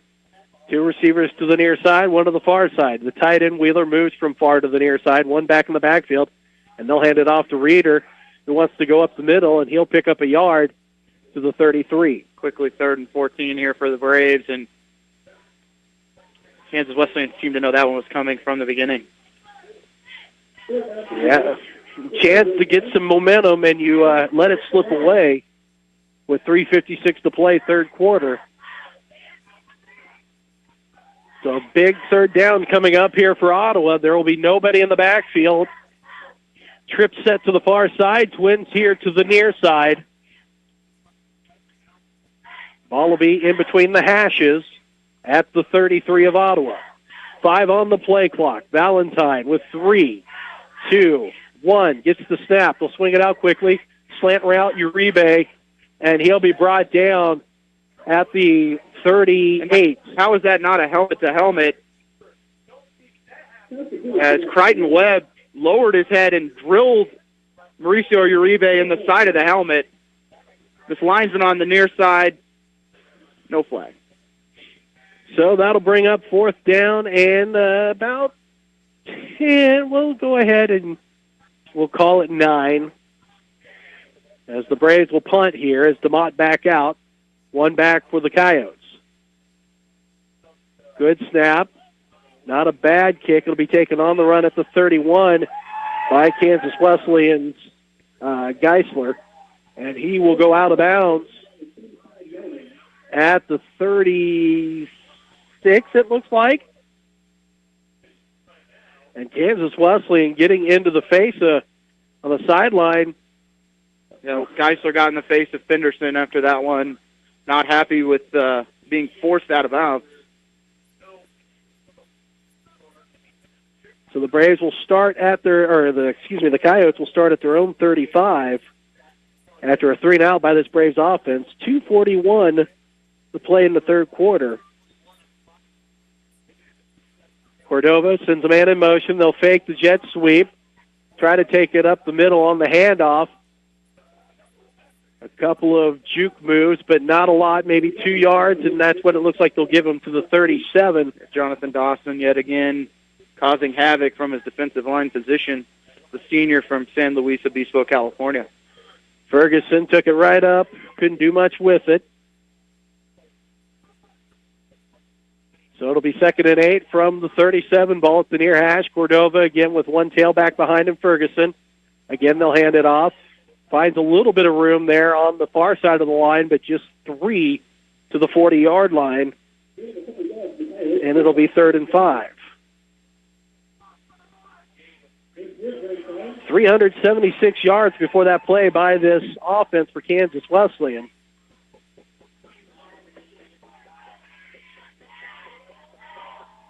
So 3rd and 5 from the 40. Cordova will take it. He wants to run with it. He gets a 1st down yardage across the 35. The Braves had him dead to rights, but a nice block thrown opened up it for Cordova. There is a flag on the field. It's either a chop block or a holding on Kansas Wesleyan. Cordova again comes up shaken up. Well, Beltram, Bob, got cut down. Yep. It is a low block against Kansas Wesleyan. Yeah, the Kansas Wesleyan offensive line knows where Marky Beltram is at all times, and that time it cost him as he was getting blocked up high, and then the left looked to be the left guard cut him down low, and good catch there by the officials. And that may have been thrown by somebody other than the White Hat Casey. So we may have. That's not 15 yards, though. Was it from the end of the play? It would have been from. It happened at the 45. So okay, where it occurred. Okay, that's what I. Oh. So it'll be 3rd and 15 from the 30 of Kansas Wesleyan. Shotgun Cordova, 2 receivers near side, 1 to the far side. Cordova plenty of time, wants to send it near side. That's going to be pass interference on Ottawa because riding the tight end for Kansas Wesleyan, Poe Evans, was the defensive back for Ottawa. And really, to be honest with you, I'm surprised that they didn't play horsey there, as Latham was almost on his back in a piggyback fashion. Yeah, Rodney should have bought him dinner first before he pulled that one out on him. Yeah, that's...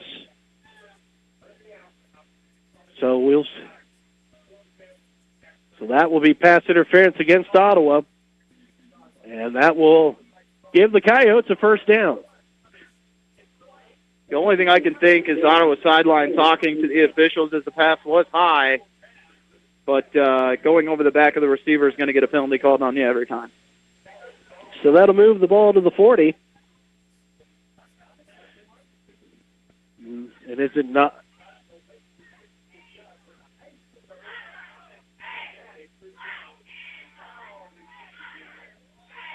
So it'll be 1st and 10 from the 45 for the Coyotes. Ball at the near hash, 1:13 to go, third quarter. Cordova, shotgun, swing pass out to the far side. It'll be caught. Across midfield and into Braves territory goes Pruitt. And up close to the first down marker to the 46, or the 47. It looks like the 47 is where it'll be marked. What Kansas Wesleyan is doing is they're splitting out Simmons and Poe Evans out to one side and basically just throwing, basically it's a run play. I mean, it's both tight ends are blocking and making no effort to go out and run a route. 2nd and 2 from the 47, handoff, first down yardage. He had first down yardage before the line was even touching, before he got touched by the line, as the defensive line for Ottawa pushed back several yards, and a lot of pushing afterwards, as that'll be a first down to the 44 of Ottawa. Yeah, Lance Zeno there for Ottawa, the junior from Beaumont, Texas. First one there for this defensive line. Gain of 3, 1st and 10 now from the 44. Handoff up the middle goes Pruitt to the 40-yard line. Marky Beltram there again for the tackle. So a gain of 4 there will make it 2nd and 6 from the 40. 7 seconds to go, third quarter. Cordova, one last play. They'll hand it off. Pruitt right up the middle. He's in open yards, and he'll be tackled. Looked like by Clint Godfrey at the 26. And again, a big hole right up the middle. That's a gain of 14. So that'll end the third quarter of play. 1 to go. It is 37-17. Kansas Wesleyan in front, and we'll take a 60-second timeout. You're listening to Ottawa University Braves football here on 1220 and 103.7 FM KOFO. The most trusted name in heating and cooling is Adamson Brothers. Let us make sure your air conditioner is ready to handle the hottest days of the year. Call today and schedule a tune-up with our air conditioning experts. 242-9273. Technology, mobile banking. I totally heart my bank. Kansas State Bank. A better way to bank with community people you know. Member FDIC. Equal housing lender. This is Ryan Disbro, your State Farm agent in Garnett. Let my office put you in the driver's seat with competitive rates on financing or refinancing your car, ATV, boat, motorcycle, or RV loan, as we're always looking for ways to save you money. And our loans come with total loss debt cancellation, which means you don't make payments on a vehicle you no longer have. Call my office today and let's get started on your vehicle loan needs. 785-448-1660 or visit online at ryandisbro.com. Sports, information, and entertainment in East Central Kansas. KOFO K279CS Ottawa, where keeping you informed comes first. Pruitt, he gets around one tackler, forced out of bounds after crossing the 20. And they're going to say he goes out of bounds at the 21 for a gain of 5.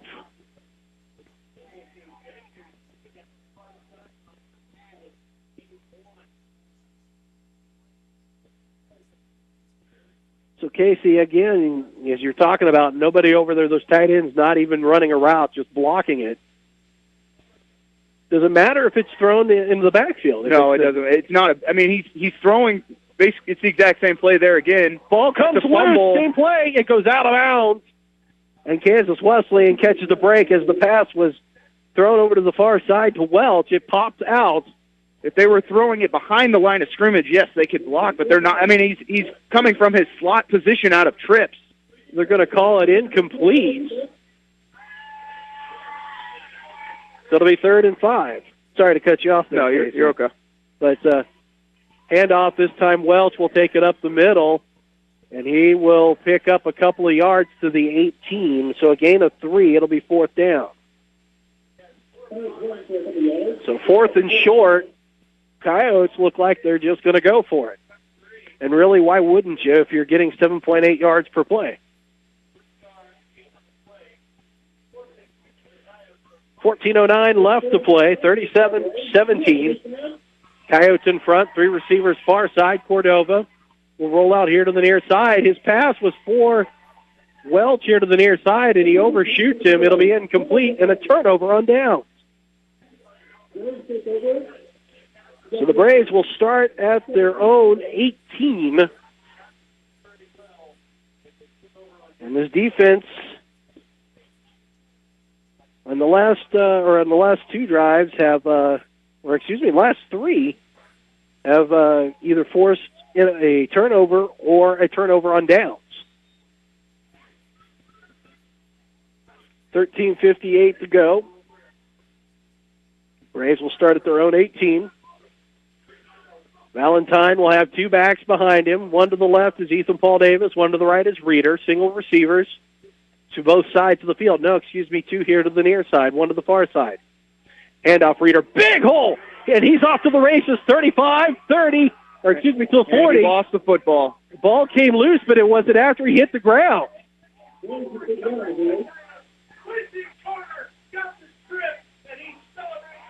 And it is Kansas Wesleyan's ball.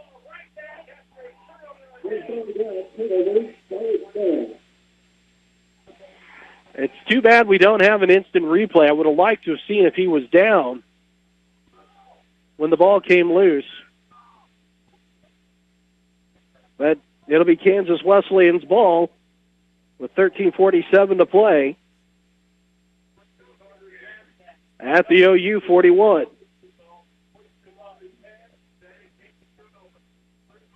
So 3 receivers here to the near side, 2 of them bunched up, one to the far side. Cordova fakes the handoff, slings it far side. It'll be caught. 1st down yardage. Now away from his man, 15-20. He's to the 10, and he's out of bounds. That was Velez over to the far side. He goes out of bounds at the 6. And a gain of 35, Casey. It's a simple stop route there by Velez, and just beating 2 defenders, almost gets to the end zone. Shotgun, Cordova. 3 receivers to the near side. Cordova with the pitch. That goes to the tight end. Poe Evans will gain a yard to the 5. You get the feeling, Casey, that this game really shouldn't be as close as it is at 37-17.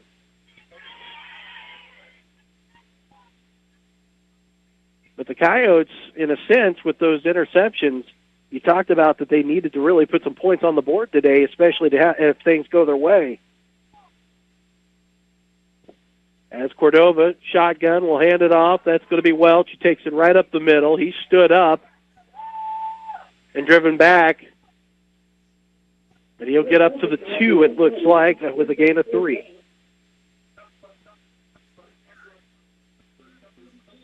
And now we'll have an injury timeout here as we have a Brave who's down on the field. 12:37 to go, 37-17, 462 yards of offense by the Coyotes, 275 through the air, 187 on the ground. The Braves with 277 yards of offense, 191 on the ground, and 86 through the air. James Reeder with 97 yards rushing today. Kelly Cordova at 86 yards rushing. He has 3 touchdowns passing, 2 rushing, also 2 interceptions. Trenton Poe Evans, 6 receptions, 120 yards, and 2 touchdowns for him today. As we get ready to get back to action. 3rd and goal from the 2 for the Coyotes. Ferguson to the right of Cordova. One receiver to the far side. Cordova rolls, throws it, has the tight end wide open near side, wide open, and a big touchdown there by Simmons. Or excuse me, that's going to be Poe Evans. And that is his third touchdown of the game.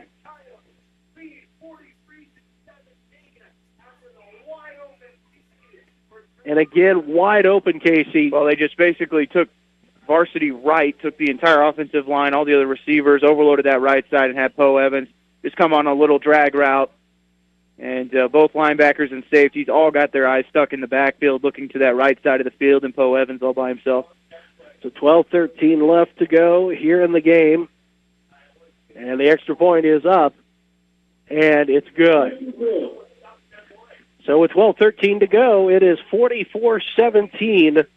Kansas Wesleyan comfortably in front, and we will take a 30-second break. You're listening to Ottawa University Braves football here on 1220 and 103.7 FM, KOFO. A college education means more today than ever before. And that's why Ottawa University strives to equip our students with the education needed to enter the workforce prepared to make an impact. With the addition of engineering, Ottawa University now offers 22 majors at the campus in Ottawa, Kansas, with even more programs available online. Contact us today to find out more at ottawa.edu or by calling 800-755-5200. For the fourth time? For the fourth time this year and the third time in 3 weeks. Fifth time this year. The Braves have got over 40 points scored on them. And the Coyotes really just pouring it on. Cordova throws his fourth touchdown of the day. He's in charge of 6 touchdowns, while Trenton Poe Evans catches his third as it's kicked off. And here to the near side, the Braves will take it. And being upended at the 25 on the return was Taylor Knowles. And the Braves will start at their own 26 with 12:08 to play.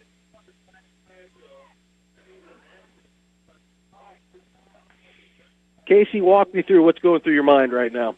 Well, you felt like Ottawa might have clawed their way back into this just a little bit, had a little bit of momentum going their way. James Reeder breaks a 30-yard gain and had some issues holding on to the football all season. He has to learn when he gets into open space. That backside defender is always going to be there looking to strip the ball. Wait until you get out into one of the sidelines where you know you're a little bit more protected, and then you can let it loose. But, man, just killed any momentum Ottawa might have tried to grab back into this game, and Kansas Wesleyan makes them pay and walks it right down the field for 6. 1st and 10 from the Braves' 26. Valentine now sends a man in motion. Reed will hand it off. Reeder goes up the middle. He'll pick up a couple to the 28. But again, right into the teeth of that defense for Kansas Wesleyan. Reeder is getting close to 100 yards on the day. He does have a touchdown. It'll be 2nd down and 8. Ball will be closest to the near hash at the 28-yard line. Valentine again will have 2 backs, one to the left and one to the right of him. 2 receivers far side, one to the near side, Cox. Valentine looks, lofts one, has a man. It'll be picked off here at the 47. Picking it off is going to be Napoleon, and he's to the 20, the 15, the 10, and the 5. The Braves really just didn't even try there. Oh, there's a flag.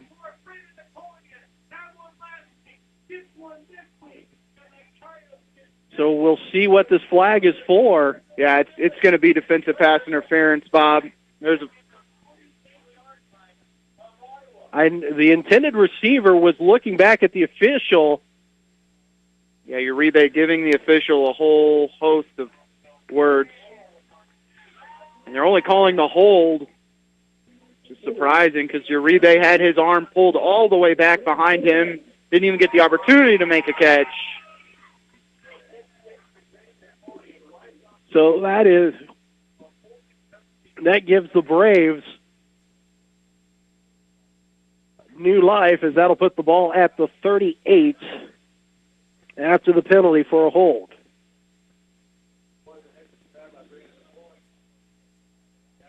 So 1st and 10. Cox here to the near side. Cox has got such a height advantage over most secondary here. As we see a man in motion, that's going to be Ethan Paul Davis. Jet sweep. Changes his direction, gets up to the 40 before he's turned around and brought down. He'll get up to the 41 with forward progress for a gain of 3.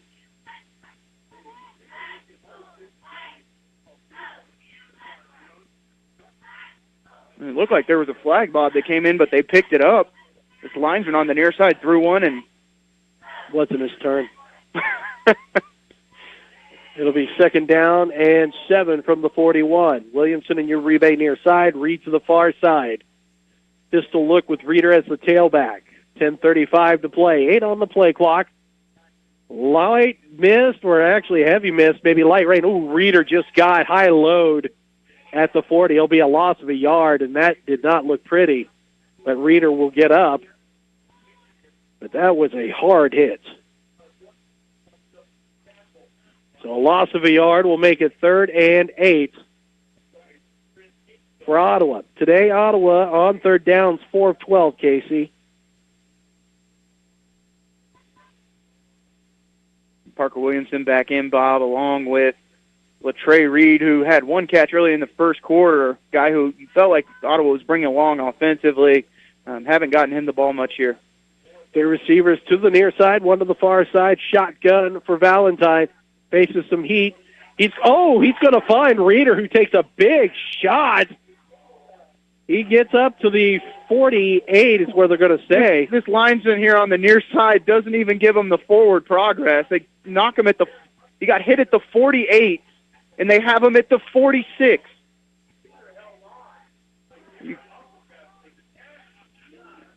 Up the graph, hits him hard. The Braves are going to go for it here. It'll be 4th and 2. But you can hear that shot all the way up here in the press box. Valentine's going to have to buy dinner for James Reeder after he... Coach Kessinger yelling at the linesman timeout. He's been calling for timeout for at least a good 5 seconds. And I don't know if the linesman over here it was in another world or what. I just can't believe they didn't even give him forward progress, Bob. Well, I realize he stumbled back 2 yards, but he made no effort to go back upfield.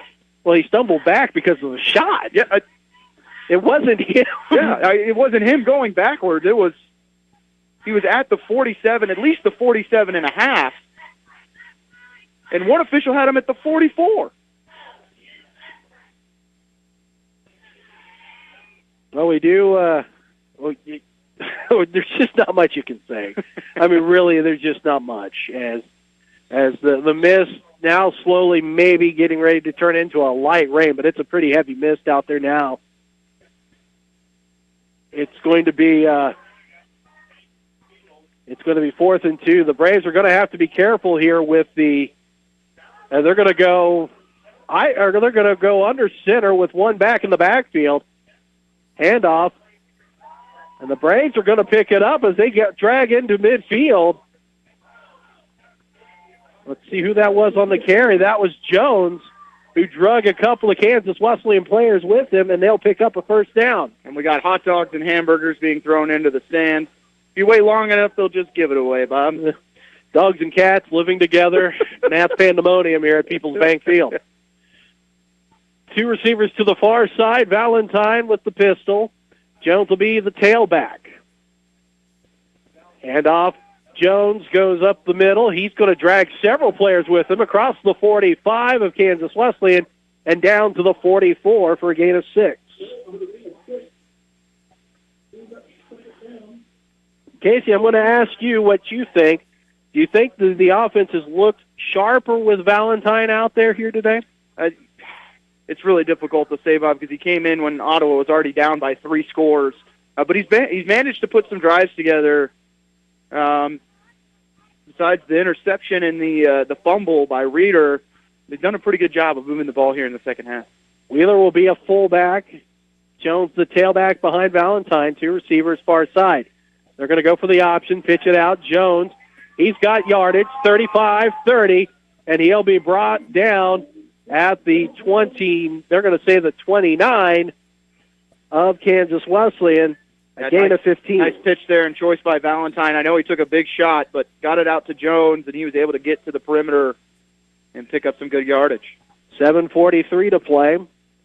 44-17, Kansas Wesleyan in front. We'll have to take a look and see if we have any updates on scores. Kansas Wesleyan playing for a possible playoff berth. Pistol look, Davis the tailback. Single receiver to the far and near side. Handoff. Ethan Paul Davis will bounce it outside, far side. He's across the 25 and forced out of bounds at the 22-yard line of Kansas Wesleyan after a gain of 7. Got to give this offensive line a little bit of credit, Bob. They've really done a good job here in the second half of getting good yardage on first down, moving some defensive linemen. You look out there, Kansas Wesleyan does have some of their subs in at this point, but give them credit, they haven't quit quite yet. So Valentine again with the pistol. Wheeler a fullback for blocking. Davis the tailback. 2 receivers near side, Uribe and Reed. Handoff. Davis wants to take it forward. He'll get to the 20 for a gain of 2. It'll bring up 3rd and shorts. Cedric Whitaker, the 5'6" sophomore from Midlothian, Texas, on the tackle. Ottawa not really in a rush, Bob, at this point. No, and really, why would you be with 6:30 to go? Southwestern in front of St. Mary, 31-12. Sterling in front of McPherson, 43-34. Under center goes Valentine. Davis will be the running back. Uribe near side, a receiver to the far side. Valentine throws it up, wants the tight end. Touchdown, Ottawa! Little tight end action there as a change in number to make him a receiver.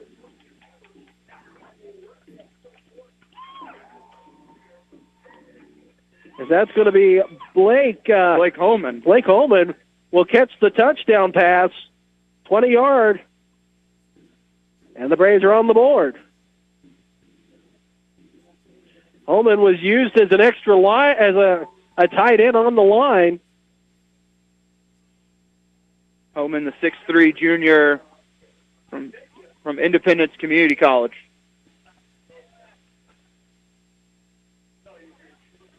So extra point is up, and it's good. 6:06 to go. The Braves will tack on 7 more. It is 44-24. Kansas Wesleyan in front. We'll take a 30-second break. You're listening to Ottawa University Braves football on 1220 and 103.7 FM, KOFO. Messenger's Home Furnishings in South Ottawa has a huge selection of sofas, love seats, recliners, tables, and chairs. Choose from hundreds, even thousands of fabrics and wood finishes, too. Visit Messenger's Home Furnishings in Ottawa, or for more information, go to messengershomefurnishings.com. Eric Price and his staff at the Lamb Roberts Funeral Homes are proud to sponsor this KOFO sports broadcast and honored to help so many families in the community with compassionate care when it's needed most. Lamb Roberts Funeral Home, Ottawa, Baldwin City, and Overbrook. But yeah, Southwestern has been very impressive this year. Southwestern in front of St. Mary, as we mentioned earlier. We do have a score on Tabor-Bethany. It is Tabor all over the Bethany Sweets, 31-0. At one point in time, Casey, Bethany, a front runner in the conference, started out 4-0 and actually beat Sterling, and not showing up this afternoon against Tabor. Certainly not. The Braves will go onside. And I believe they've got it at midfield. 6:03 to go, and the Braves go for the onside. Yeah, Nick Rodriguez paid a price, but managed to. I'm not sure if he was the one who fell on it, but it looked like a Brave touched it at the 45 of Ottawa. This is not like the Kansas Wesleyan game of 2010, where it did go 10 yards and they said it didn't. That one actually went 30 yards after that onside kick, which I had a pretty good view for in that game. I wouldn't know why you wouldn't. Mr. Weeder took part in that one. The Braves will have it at midfield. They get a gift, but I think the officials missed that one. It looked like it was definitely touched by a Brave at the 45. The two Kansas Wesleyan front linemen went to hit the players heading towards them, so nice job by the Ottawa front line to get their hands on it. Valentine wants to go deep. First play, it'll be incomplete. They had Reeder on the wheel route far side, just overshot the target. It'll be 2nd and 10. But, hey, credit to the Braves to come out and get a little bit of life here. I mean, they're down by 20. They're going to have it's going to take a lot of work here, but this team, unlike, and I have to say, to me, just looking at the score, Bethany quit, especially once they fell out of the top part of the conference. This Braves team has not really quit. And now man in motion, the tight end, that's Homan from far to the near side. High snap goes over the head of Valentine, and he's just going to have to go down. And that's going to be a huge loss. Back to the 36. That's a loss of 14 right there, Casey. And we get back to typical Braves football. One step forward and about 3 back. Yeah, Mitch Walters that time just sailing it over his quarterback. When he let go of that ball, I was thinking of Christopher Cross's song Sailing, because that took forever to go over the head, and I was just thinking about that. Will I sing it? No. No, I will not sing that song. It'll be 3rd and long here from the Braves' 37. Reeder will be to the right of Valentine. Shotgun, 2 receivers, both sides of the field, and now a whistle as the play clock ran dead, and a delay of game call. So it'll go back to the 31. And now it becomes 3rd and even more longer.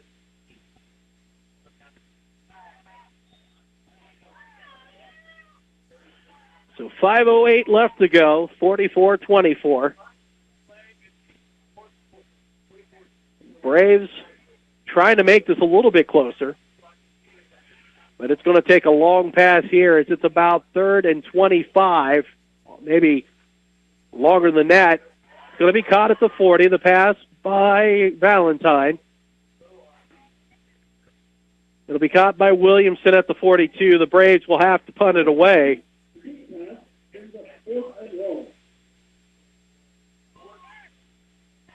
And so that'll be a gain of about 12 to the 43. And the onside kick actually goes backwards 7 yards after the onside kick recovery. Rodriguez back on to punt. One back for the Coyotes at the 17.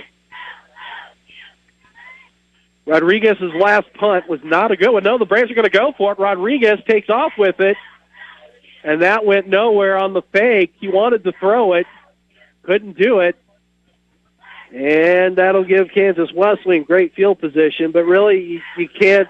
I don't know why you try and on a fake punt there. And Ottawa was already rushing to get the punt team out there. Couldn't decide if they were going to go for it or punt it, and it was bad from the start. And this isn't schoolyard stuff. Kansas Wesleyan is going to try and score here, Bob. Cordova in shotgun, 3 receivers to the near side, 1 to the far side. Cordova takes the snap, wanted to take off with it, and he was stopped for a loss. That may have been Marky Beltram on the hit. It was Marky Beltram again. That's going to be a loss back to the 42. I'll say it again, Bob. Marky Beltram has been a blessing for this defense. I can't even imagine. You're already giving up 500, 400, almost 500 yards a game in some games this season. If you don't have him, it would have been a bloodbath. Jet sweep, Welch. He's going to pick up yardage across the 35 and down near the 32 before he's upended.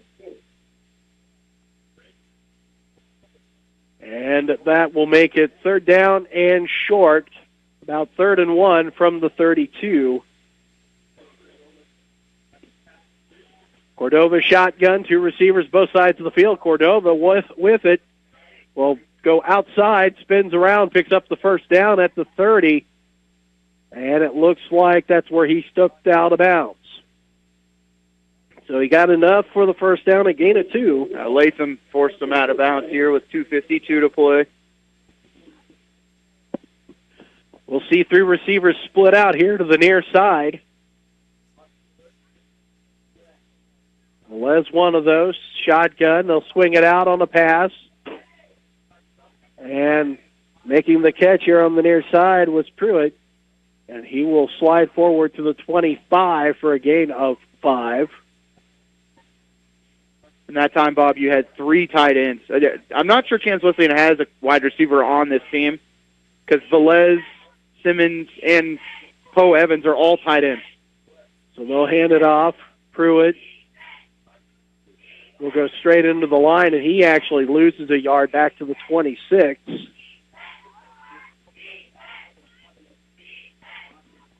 Two minutes to go. And the Braves will finish with 3 wins on the year, Casey, and I can't really begin to tell you the last time it was the Braves had less than a 4-win season. Cordova's going to throw it up into the end zone. That should be pass interference. A big hand on the jersey of the tight end, Simmons, and that'll be pass interference on Ottawa with 1:43 to go.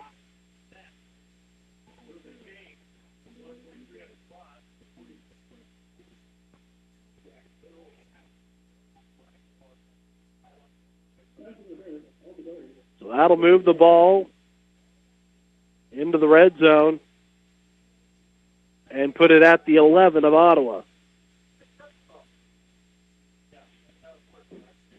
So 1st and 10 from the 11. Cordova will have 2 receivers to the far side, 1 to the near side. They'll hand it off up the middle. Pruitt goes right through the middle of the defense, and he's down to the 2 for a gain of 9. Cordova wants the Coyotes to hurry up here. 1:26 to go. Pistol, handoff, Pruitt. Nope, Cordova's going to keep it himself. He gets away from a tackler. He's going to float it over, wide open, and a touchdown. And again, the Braves. And now we got flags. And we'll see what this is for. An eligible receiver downfield against the Coyotes. Yeah, Velez was off the line. It was on the line of scrimmage at that time, so.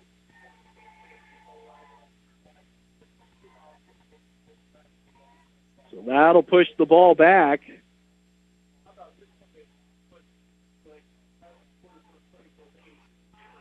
Why have they not moved the ball back? There they go. That'll push it back to the... Now, where are they going? They moved up to the 11. Now, they put it at the 7? Yeah, we don't know.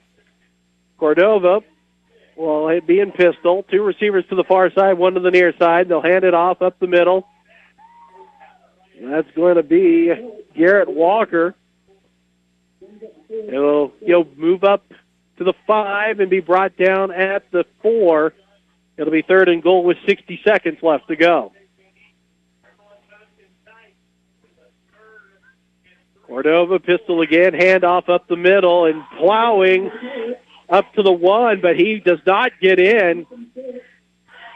Is Walker. It'll be to the 1 now, and it'll be a first down. It'll be 1st and goal with 46 seconds left to go. And instead of taking a knee, they're going to actually run a play here, which just adds to the 44-24. Handoff. And into the end zone goes Walker. 1-yard run.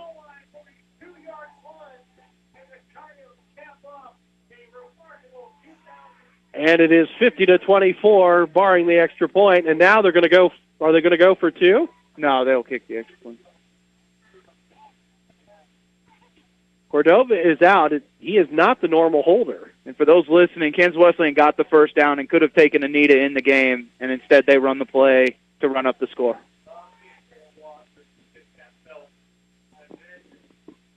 And so it'll be an attempt for a 2-point conversion. Oh, and they are going to go for 2. No, they're going to take a knee, I guess, which doesn't do. And they will go for 2 instead of taking the 2-point or the PAT. They'll take a knee. The only person that makes mad is your kicker, Bob. Yeah. Well, I'm sure glad they didn't go for the 2. I mean, it was already 50-24.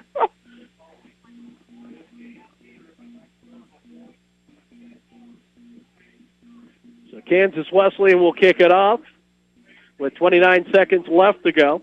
Good to hear the old kickoff song, Bob, from the old days. Used to be when we would score those touchdowns, though. That thing, probably hadn't heard it for a while because it was worn out. Yeah, the band left us at halftime. Didn't want to stick around. Not sure I blame them. No, you got to give it to the fans who have stuck around here. Those that have come out for Senior Day, the 1997 KCAC Championship squad that's in attendance today, out at halftime getting recognition. One of those, Briley Rivers, director of student ministries here at Ottawa, going back to Chris Creighton's team from 97, who is now coaching at Eastern Michigan University. Doing a pretty good job. Doing a darn good job out there at EMU. Wendell Smith was out there.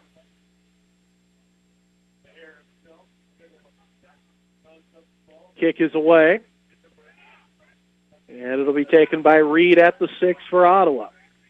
He'll bring it up in between the hashes, crosses the 25, spun around, brought down across the 30 to the 33 with 22 seconds left to play.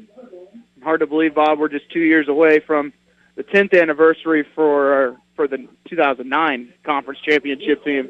Seems like it's been 5 years maybe. Really, when you think back to that team, there was so much talent on that team. It is amazing to see where things have gone since then. It'll be 1st and 10 from the 33.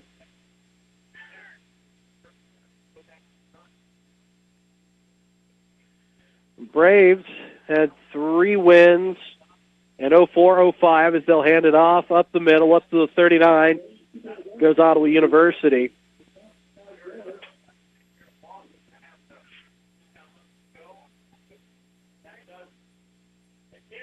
Yeah, so you have to go back to the 04-05 season for Ottawa University. Actually, I take that back. The 06-07 season, when they only had 1 win, but the last time only 3 wins was 04-05. So more than 10 years ago, and the Braves end up with just 3 wins. And the 3rd straight losing season for Ottawa as well, Bob. Yeah, and as the Braves will finish at 3-8 on the year, as each team will exchange pleasantries at the middle of the field. We're going to take a 2-minute break, and when we come back, we will wrap this one up as we will get you some final stats as now the 2018 or the 2017 season's in the books, and we get ready for 2018. 2-minute break. You're listening to Ottawa University Braves football here on 1220 and 103.7 FM KOFO. Anyone can call themselves a construction company, slap a sign on the side of their truck, and drive around town looking for work. Is that who you want to hire? No, you're smarter than that. Wise Guys Construction at 108 North Main in Ottawa has been in business for 13 years, building new residential homes, adding additions, and finishing basements, solving commercial structure needs for businesses, and repairing damage left behind from fire or water. When it comes to who you hire for residential and commercial construction needs, be wise. Call Wise Guys Construction at 785-229-5651. To protect your family and plan for your financial future, get to know your Modern Woodman agent. Hello, I'm Dale Pearson, your Modern Woodman agent in Ottawa, Kansas. Call me today at 242-6566. Modern Woodman of America. Touching lives, securing futures. If you have been in an accident, tell your insurance company you want your repairs done at CarStar Ottawa. We can arrange for your tow, your car rental, and deal with your insurance company all with one phone call. No need for multiple estimates and worry. Call 242-8916. Relax. We'll take it from here. You've heard it said, a house is only as solid as the foundation it's built on, but who bothers to check on their foundation? I mean, when's the last time you crawled out of your house or took time to inspect your basement? And would you even know what you were looking for in the first place? Luckily, we have Dials Construction. They've got the skills to find and correct issues before something bad happens and you have to move into a motel for a couple of months till the water gets pumped out and repairs are made. Dial Construction's also your go-to place for decks, fences, garages, roofing, framing, and more. 785-418-8211. So Dials. Pam Miller of Ottawa recently hired Wise Guys Construction. We had a home that was nice quality, but it was very dated, and so we had them go in and do some extensive remodeling. The lines of communication during the project were always open. They did a good job of making the stressful situation much less. The results exceeded expectation. We're very pleased. They did a really beautiful quality job. I would recommend Wise Guys. Whether it's residential, commercial, or restoration construction you need, be Wise. Call Wise Guys Construction in Ottawa, 229-5651. Braves lose by the final score of 50-24 here at People's Bank Field. They're going to finish the year 3-8 overall, and really it is the worst performance of a Braves team since the 2006-2007 season. And Casey, as we take a look at how things went and just as overall today, the Braves never really in it. At one point, I take that back. Early on in the first quarter, when they had a lead for a short period of time, but that was the only time that this team really was in it, as this defense just couldn't find an answer whatsoever. Basically just a microcosm of the season. You get off to a good start, you score on the first drive of the game for the fifth or sixth time this season, and when I think back at the games they did score first drive of the season, we lost 4 of those 6. So Ottawa just unable to build on that. Had performances where you could only put up 6 and 7 points throughout the year. I'll have to pull out the stats on that and see what our final numbers were, points given up on the year. But man, frustrating. Kansas Wesleyan came to play, and the intensity was there for them today. Coming onto the field and placing their flag on the arrowhead, jumping it up on the arrowhead, blatant disrespect coming into the stadium saying, this is our field, we're going to do what we want today, and they did what they wanted today. They ran up the score, they did everything that they wanted to do. They could have taken a knee at the end, it didn't matter. Ottawa didn't have a response. And that's the part that's frustrating is Coach K preaches this is the one game he wants to win every year. Doesn't care, he cares how we do the rest of the year, but this is the one game that we show up for, win or lose, play as hard as we can. Because this goes way beyond, the Kansas Wesleyan thing goes way beyond Ottawa. It goes to his best any time. And for a team to come out as flat as they did today has to be disheartening for him, specifically, because this runs deeper than anything that Ottawa has experienced with Kansas Wesleyan before. Well, and that's a big issue in itself, is just not a lot of intensity all year long. When you've seen games that they should be up for. There was just not an intensity that we have seen in years past.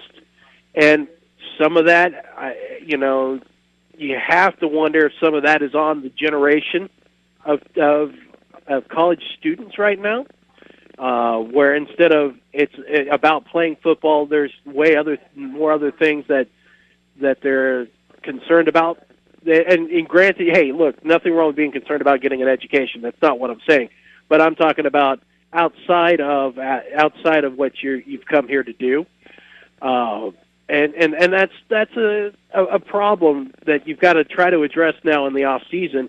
Is finding someone to come in and bring an intensity. We think back to the teams that you played on, Casey. We think about the Ross Deals. We think about the Josh Hojies. We think about Fielding Brenner, the Joey Irwins, the guys who would hold people accountable. And when you see players joking around on the sidelines when you're down by 30, that is, to me, is an issue. When you have 65 guys out there dressed for a home game, that's an issue. That's true. That's an issue. You look at Kansas Wesleyan's roster, and they have 100 double numbers for majority of their team, which means they have 120 guys on that roster, whether they're redshirted or not. It comes down to retention. When your 2 best players from this season, for me, are on the defensive side was Marky Beltram, who was a transfer that you got very lucky to get. Those are the guys that that come, once every 4 to 5 years, a huge get for Ottawa. Behind him, it's Jacob Garcia, a true freshman. And on the offensive side, it's James Reeder, which is a true freshman. So what happens? You can't be expecting guys to come in that year and make a difference. It's got to be guys that have been here and put in the commitment to stay for 3 or 4 years. And they don't have that anymore. It's going out to community college and trying to convince guys to stay here for 2 years. Because retention-wise, they're not getting it done. And who does that fall on? Does that fall on the way Coach K is doing things or the way the university is doing things? Because there are schools in this conference that they run their entire football program based off the freshmen that come in every year. There's one coming off the top of my head right now that I can think of that year after year you see freshman starting week 1. And that's not what this program was built on. It's guys that are willing to put in the commitment to stay in the summer. When you look back to 08 and 09, we had got 30-plus guys that stayed during the summer. What does everyone else who go home now? You have maybe 10 to 15 guys that stick around in the summer and put in the effort to be here and run routes with quarterbacks and lift and build that camaraderie with your teammates. And when your two of your best 3 players are true freshmen, that's a problem in my book. Well, and right there, that all sum up in one word, and that's commitment. And that goes back to, like I was saying, hey, look, you come here, there's 2 things you're committed to. If you're playing a sport, you're committed to that sport, and you're committed to getting your education. And if you're not committed to one or the other or both, really you should be both, then you have to ask yourself, what are you doing? Yeah. And that is an issue in itself. But when you take a look at what this university itself, where it has gone, what it has done, there's a lot of history, a lot of tradition, and Coach K has had a lot of great seasons as coach. But I think now, as we've seen the stair-stepping down each year when it comes to losing seasons, now it's a time to maybe take a look and think about what could be done differently. And that's, the ways that worked when you were here, and that just, it may not work anymore, and you've got to find a way to reach those kids and get them on your side, and that's something that I think has to be visited in the offseason. Well, and you look at the programs that have been at the top of the KCAC the last couple of years, the Sterling, Kansas Wesleyan, the Tabor. 2 of those have built brand new stadiums within the last 5 years, specifically Tabor and Kansas Wesleyan. St. Mary's a year ago won 9 games after building a brand new stadium. Sterling is a program that has built off of the community colleges out in California. They've got a system that works. Their guys buy in. I mean, you see it when you're there, 100 guys on the sidelines yelling, run, pass, every play, in your face, talking to you. I mean, when you go to Sterling, they're going to play you hard. What is our identity? When do we get that identity? Our identity was we could throw it in 08, 09, throw it 60 times. We're going to score in 4 plays, try and beat us. We aren't going to knock it 15 plays down the field and score a touchdown. We're going to get big plays. That's what we do.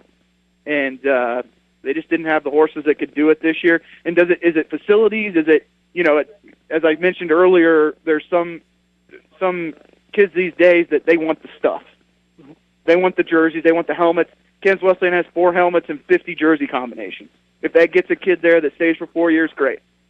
They have a brand new football stadium, all those things. So what does Ottawa need to do? And I like the self-reflection idea of you got to sit down and figure out, what do these kids want, and what can we do to provide that for them? And that is something that I'm sure will be addressed here in the off season. We're going to take our final break. When we come back, we'll get you a breakdown on today's stats as we wrap up the 2017 football season. But first, our final break. You're listening to the postgame show here on 1220 and 103.7 FM KOFO.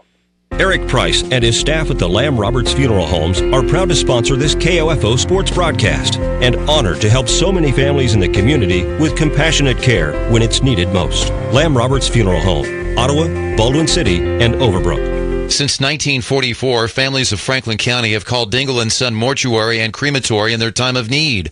Why? Because of the peace of mind received knowing that Dingle & Son will take charge and exceed expectations.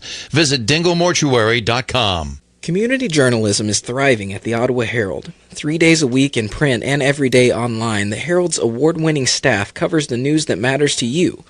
Breaking news, sports, events, and so much more. Just as the Herald has done for more than 140 years.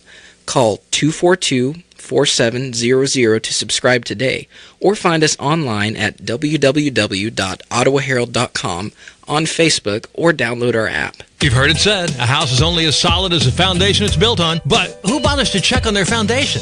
I mean, when's the last time you crawled out of your house or took time to inspect your basement? Would you even know what you were looking for in the first place? Luckily, we have Dials Construction. They've got the skills to find and correct issues before something bad happens and you have to move into a motel for a couple of months till the water gets pumped out and repairs are made. Dial Construction's also your go-to place for decks, fences, garages, roofing, framing, and more. 785-418-8211. So Dials.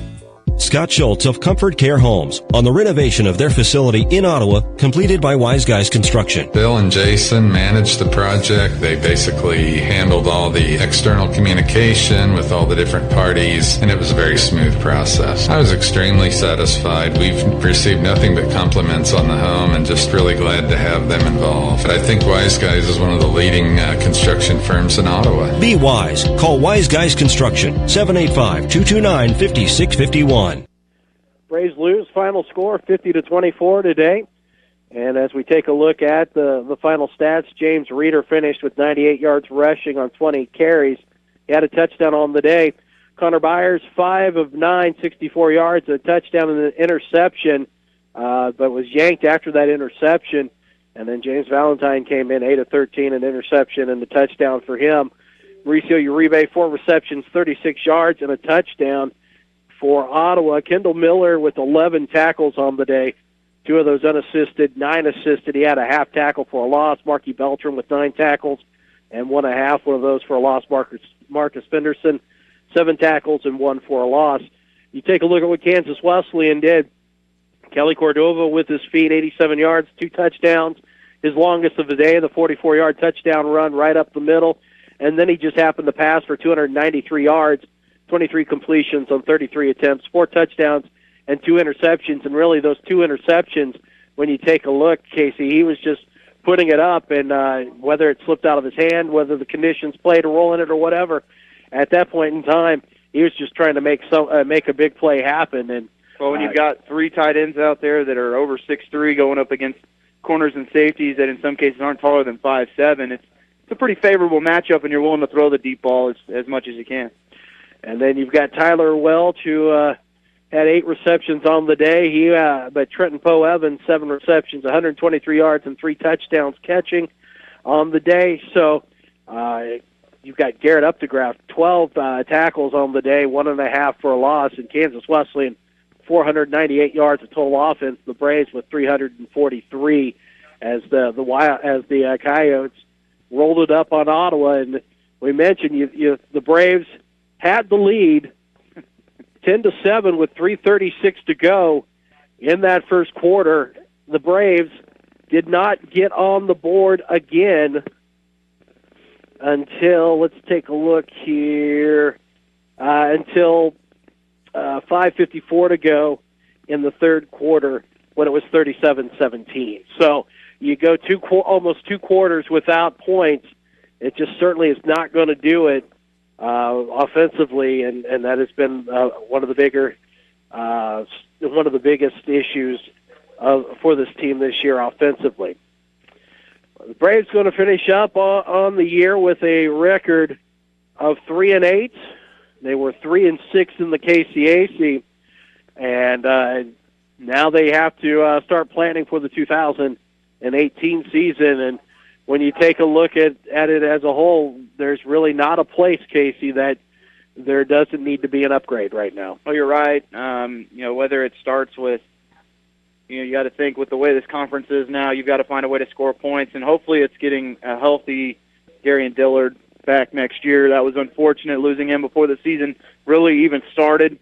I heard on the first play of the scrimmage the week before, week 1, your most dynamic player going into the start of the season, and you lose him. You got to look at receiver position. You have to replace Mauricio Uribe. Offensive line loses 3 starters. Defensively, you're losing several starters at the linebacker position. You really need to upgrade at the corner spot. You're losing a senior safety. You need a quarterback. Do you move Byers back to corner or safety, where he was an all-state player at Bonner Springs, played in the Kansas Shrine Bowl as a safety in a corner. He did not come into Ottawa looking to play quarterback, and we've had to transition him to that QB position. You go out and find you someone that can sling it again like we did back in 2008, 9, 10, 11, 12, 13, 14, and try and change the identity back to what worked for you. Nothing wrong with running the football, but when you get down a little bit, you got to score a couple.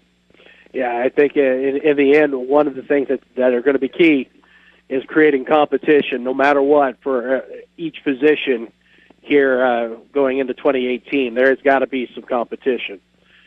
Well, Casey, thanks for joining me for the football season. You get ready for basketball starting this week as you get to go out to Sterling. That'll be an enjoyable experience on the bus out there. It's always is, Bob. Always is. Come back for first home game against St. Mary's on Saturday. Women start that one at 2 and men at 4. So start right into conference play. And then seems like it starts earlier and earlier every year for basketball now. It certainly does, and you're right about that. That's going to wrap it up here. We want to say thanks to Zach keeping us on the air all season long back at the station. Want to thank you all for listening, and also a special shout-out to all the veterans for Veterans Day here today. Thank you guys for listening, and thank you for your service, as that is going to be it for the 2017 season. Don't forget to listen to the Women's Championship game for volleyball coming up here in just a few minutes. We got a couple hours. I guess that one starts at 6, huh, Bob? That one starts at 6. Lucky Kid will have the play-by-play as the women's volleyball team looking to confirm their tickets. Their third straight conference championship and conference tournament. So exciting stuff for Coach Blessington and the Lady Braves. And so you'll want to stick around and listen to that one later here this evening.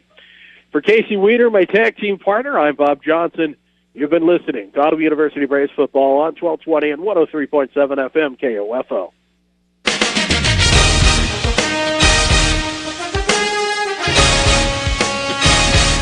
We hope you enjoyed this broadcast of Ottawa Braves football on KOFO. Brought to you by Kansas State Bank, Adamson Brothers, CarStar, Wise Guys Construction, Quality Structures Incorporated, and by Maxwell Chiropractic, Modern Woodman Agent Dale Pearson, Dr. Richard Hale DDS, Dingle & Son Mortuary, the Ottawa Herald, also by People's Bank, Lamb Roberts Funeral Home, Dials Construction, State Farm Agent Ryan Dispro, Sutton's Jewelry. This Braves football broadcast is also being brought to you by Advantage Electric, Ransom Memorial Hospital, the Ottawa Recreation Commission, Kramer Pharmacy, also by Constantino's Price Chopper, Messenger's Home Furnishings, Ottawa University, the City of Ottawa, and Bob Allen Ford.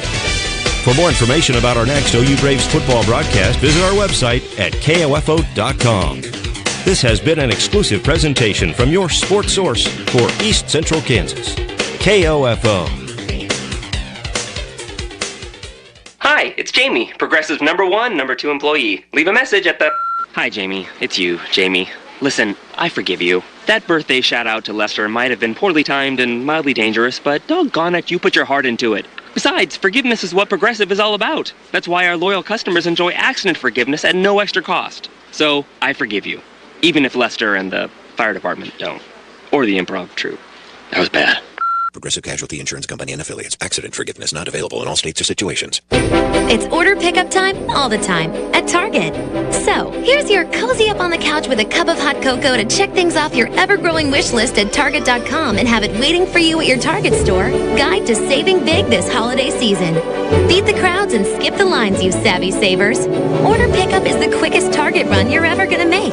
Get in, get out, and go on your Merry Christmas way. Order online at Target.com and pick up in store. Some restrictions apply. See store for details.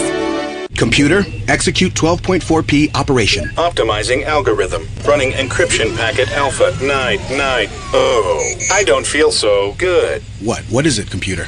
Is it hot in here? It feels hot in here. I feel a little clammy. I should lie down or something. A computer with a virus? Surprising. What's not surprising?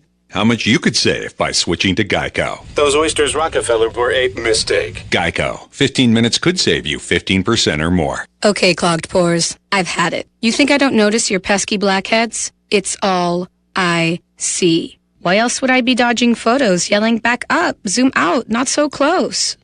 But now, I've got Biore Deep Cleansing Charcoal Pore Strips. With natural charcoal, they pluck out stubborn dirt, oil, and even blackheads in just one strip.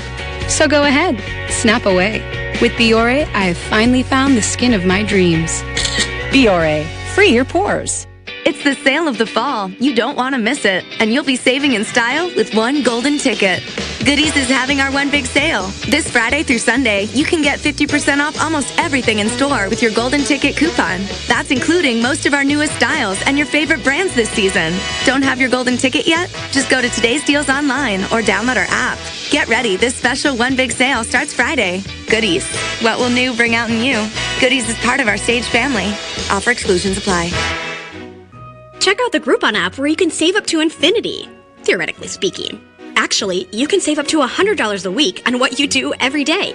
Suppose you saved $10 on tacos and took that $10 and used it to get more great restaurant deals on Groupon, like Italian or Chinese. Pretty soon, you could save a ton. Brunch? Check Groupon. Dinner plans? Check Groupon. Hungry? Use the top-rated Groupon app to save up to $100 a week on what you do every day. Download the app and save. Groupon. Make your home light up with joy this holiday season with great decorations and savings from Lowe's.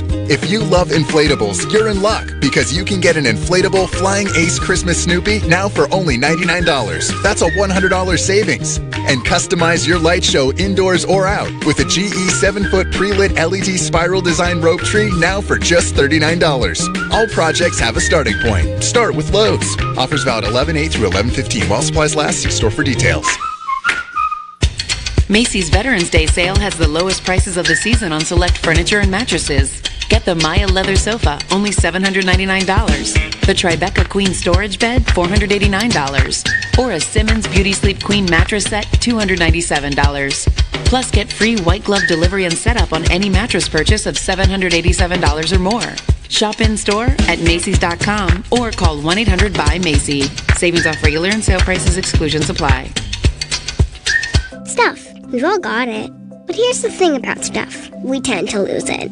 Wouldn't it be great if there's a little thing called Tile that helps you find your stuff? With a tap on your phone. Hey, there's my keys, or bike, or stuffed Panda Ernie. But what if Tile was more than that? What if Tile was an entire community of people coming together to turn lost stuff into found stuff? Wouldn't that be great? Visit Tile.com to join a world where everyone can find everything that matters. Tile. Together we find. Home isn't just a place, it's a feeling. Whether you're at home, your business, or online, ADT helps keep you safe. With security systems, home automation, alarms, and surveillance, so you can feel at home, wherever you are. Go to ADT.com to get that feeling. ADT, home, safe home.